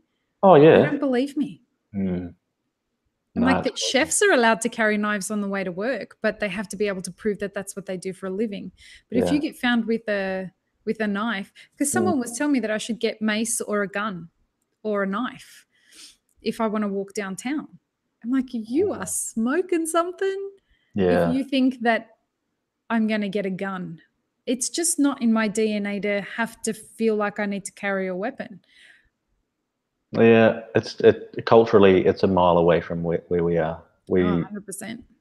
You know, people have guns obviously and go hunting and that sort of thing, and shit happens with guns. There's guns in the news, but it's massive front page news if somebody gets shot with a gun. Somebody's leaving. Bye. Yeah, so it's an amazing place. Have you been to New Zealand? I had one of the most extraordinary vacations of my life, driving around the South Island for 2 weeks. Of course you did. South Island. Just stunning. And I didn't know what to expect. It was back in my corporate days, and it was a very stressful time. And my husband at the time and I decided, let's just go to New Zealand. And no time to plan it or anything. We knew where we were staying the first night, and we hired a car for a couple of weeks, and we just decided we would drive around. And one of the best holidays of my life. Queenstown, I could retire to in a heartbeat. But I'm sure it's very touristy now. It's touristy and it's very expensive. But there's, like whenever this happens somewhere in the world, the locals move to a pocket out of town, and that's becoming the cool new hub. So there's parts of Queenstown that are kind of emerging. But yes, downtown Queenstown, crazy touristy, crazy money. Have you ever had a Ferg burger? Is it still there? I've never had a Ferg burger because I don't fancy queuing for one. It's still there and it's still massive. The queue is what makes it famous. Those burgers are the biggest fucking burgers I've ever seen in my life. I know they're crazy burgers and I'm sure they're delicious, but I was like, I don't have an hour to wait for a burger. So you believe they do 120 kilos a week of coffee? It's an amazing business. Yeah. It's a fucking burger joint. How is it doing 120 kilos a week in coffee? So, other ski towns are trying to get them to do it, like Boulder, Colorado, or Whistler, or whatever. What, Ferg burger? They're trying to get Ferg burger. Come and do a Ferg burger in our ski town.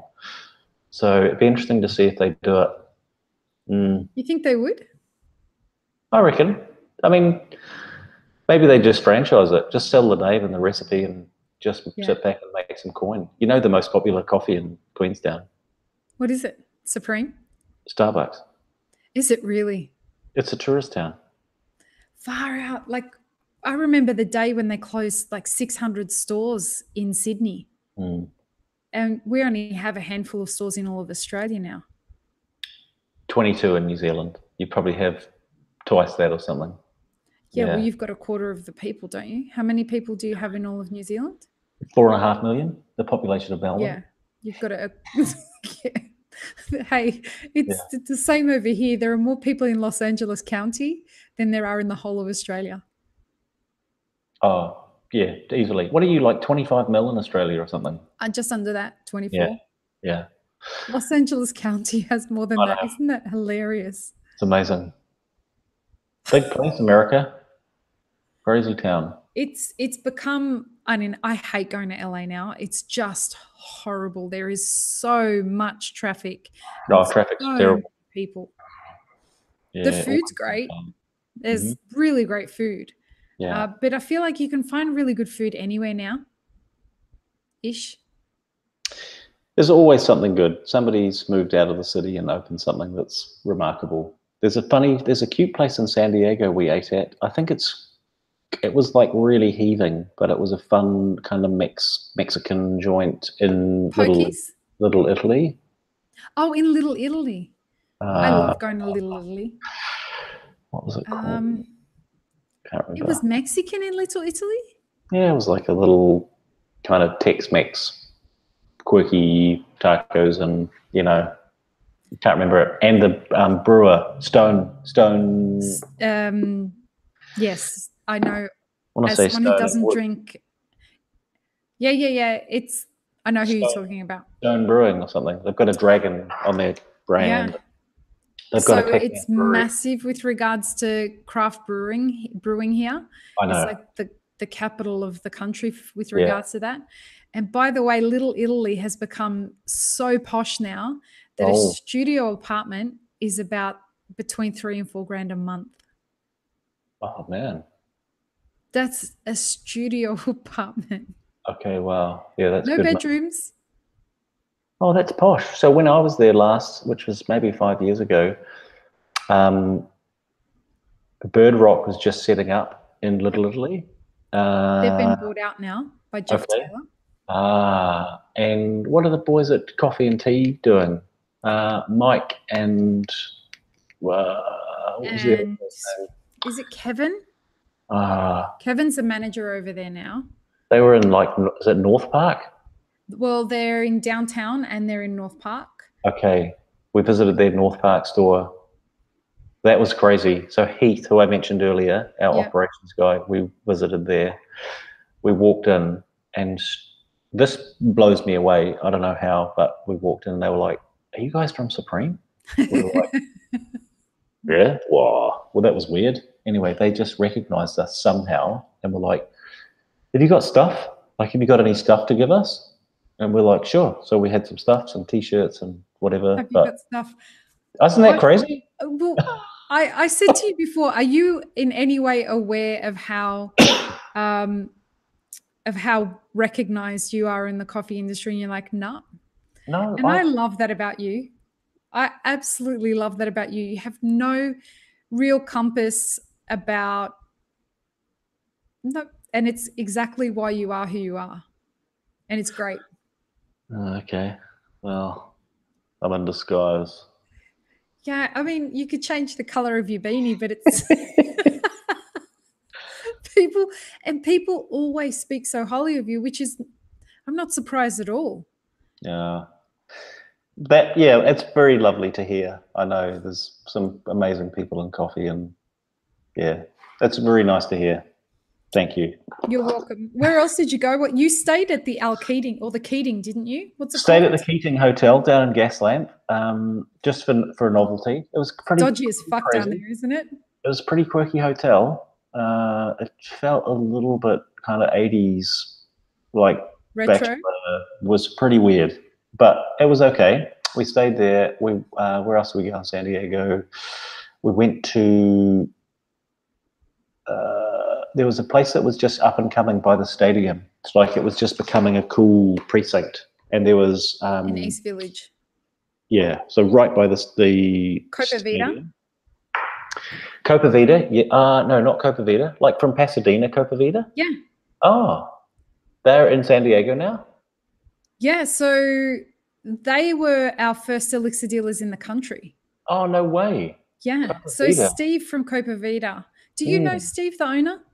Steve, is he part maybe Korean or? Yeah. Yep, I know Steve because I know Clancy Kramer. You know Clancy Kramer? Clancy's such a beautiful human, isn't he?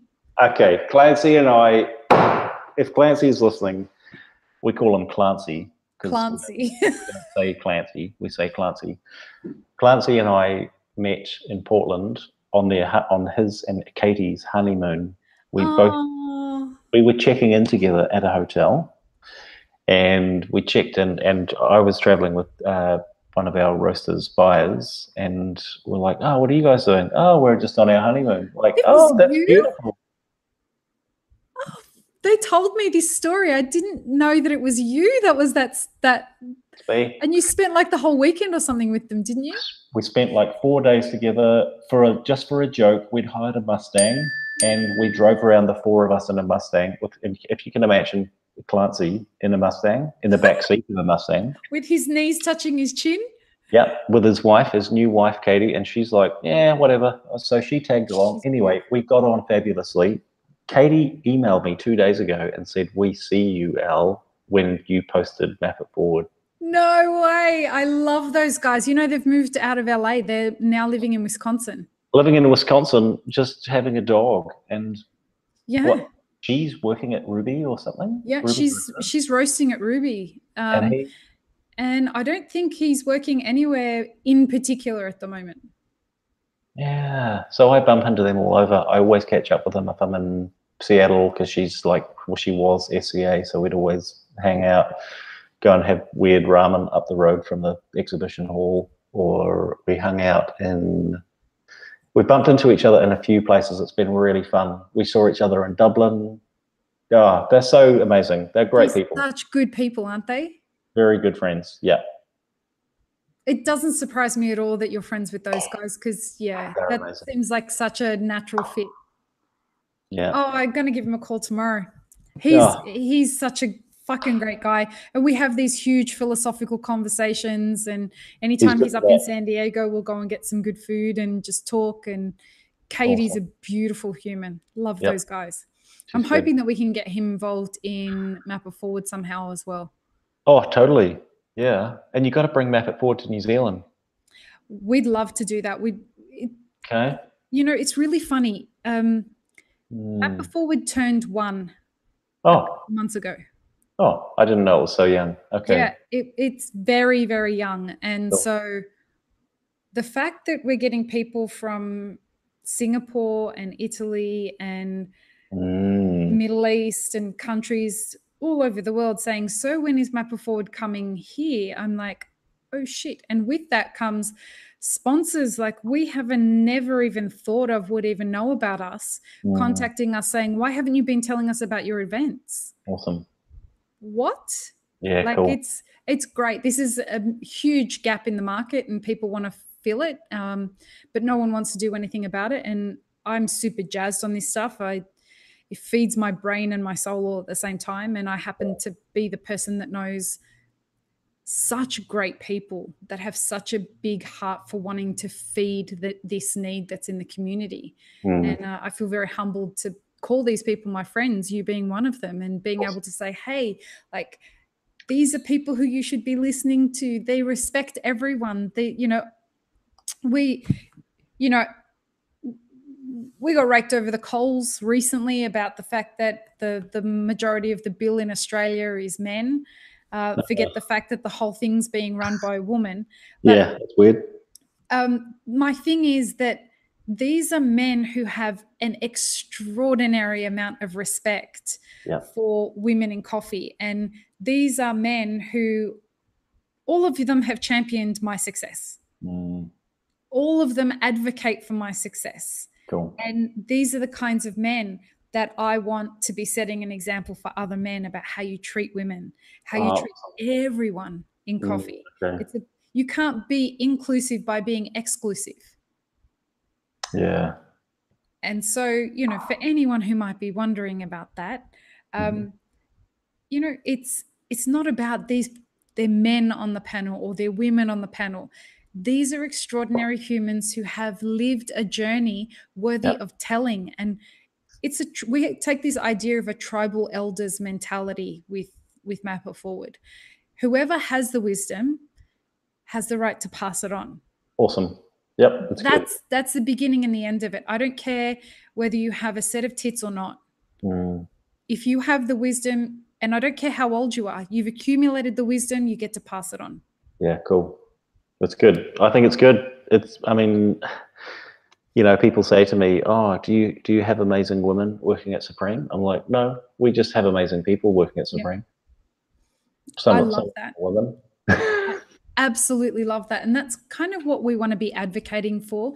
If people keep talking about this idea of we've got to raise women's voices by having these events that are just for women in coffee. And I'm like, okay, I get that. I get that we need to be cultivating a sense of pride with women in coffee. I get that. We need to be encouraging them. But doing that separate from the main community, so many studies have been created that show that safe spaces fail dismally. Like coddling people doesn't work. What we need to be doing is empowering people who feel intimidated, not just women. We need to be empowering people who feel intimidated with assertiveness training, with confidence. We need to be teaching them how to communicate directly and how to maybe dial back the empathy so that they can see what other people are trying to say without necessarily taking a victimhood approach. And this is what I want to be teaching. I want to be saying to whoever it is that feels intimidated, listen, let's get you the training that you need so that you understand how you can be confident. But I also want you to see that if you don't want to compete in a coffee competition because you think everybody else is going to look down on you because you're a woman, I promise you that every other competitor is taking 15 shits and vomiting 3 times before they got on stage as well. Like, they're just as nervous as you are. Yeah, totally. And they don't really care that you're a woman. Yep. Like, if you are a badass at what you're doing, I'm an example of taking this approach. Like, was it hard? Fuck yes. But it wasn't until I started changing my mindset and saying, well, I'm just going to do me. That's it. I'm just going to do me. And it took for me to get out of this kind of, why doesn't anyone listen to me? It must be because I'm a woman. Well, sure, we have a horrible battle to overcome, but it's going to be with the advocacy of men like you and Scott Rayo and Jared Truby. These are all men who lift extraordinary women up. They don't just lift every woman up. I mean, it's about them wanting to invite extraordinary humans to step forward. Cool. Yeah, it's good. All in together. It's good. Yeah. We should definitely look at bringing Mappa forward to New Zealand. Let's see if we can make that happen. Yeah, totally. That would be fun. Yeah. And as we creep up on 3 fucking hours. Oh, yeah, shit. Oh, I don't know how that happened. 3 hours. I cannot wait for Sydney. Yeah, it's going to be good. I'm looking forward to it. And then Melbourne. Yeah, I leave in under 3 weeks. Okay. So fun times will be had. We need to find some great food spots. And got some local intel. Yeah. Yep. All going to be fun times. You're going to have to help us a little bit with Melbourne because none of us could come up with great places to eat in Melbourne just because none of us have really spent any time there. Okay. Leave it with me. It's fun. It's Jared amazing. can't wait. He's so excited about hanging with you.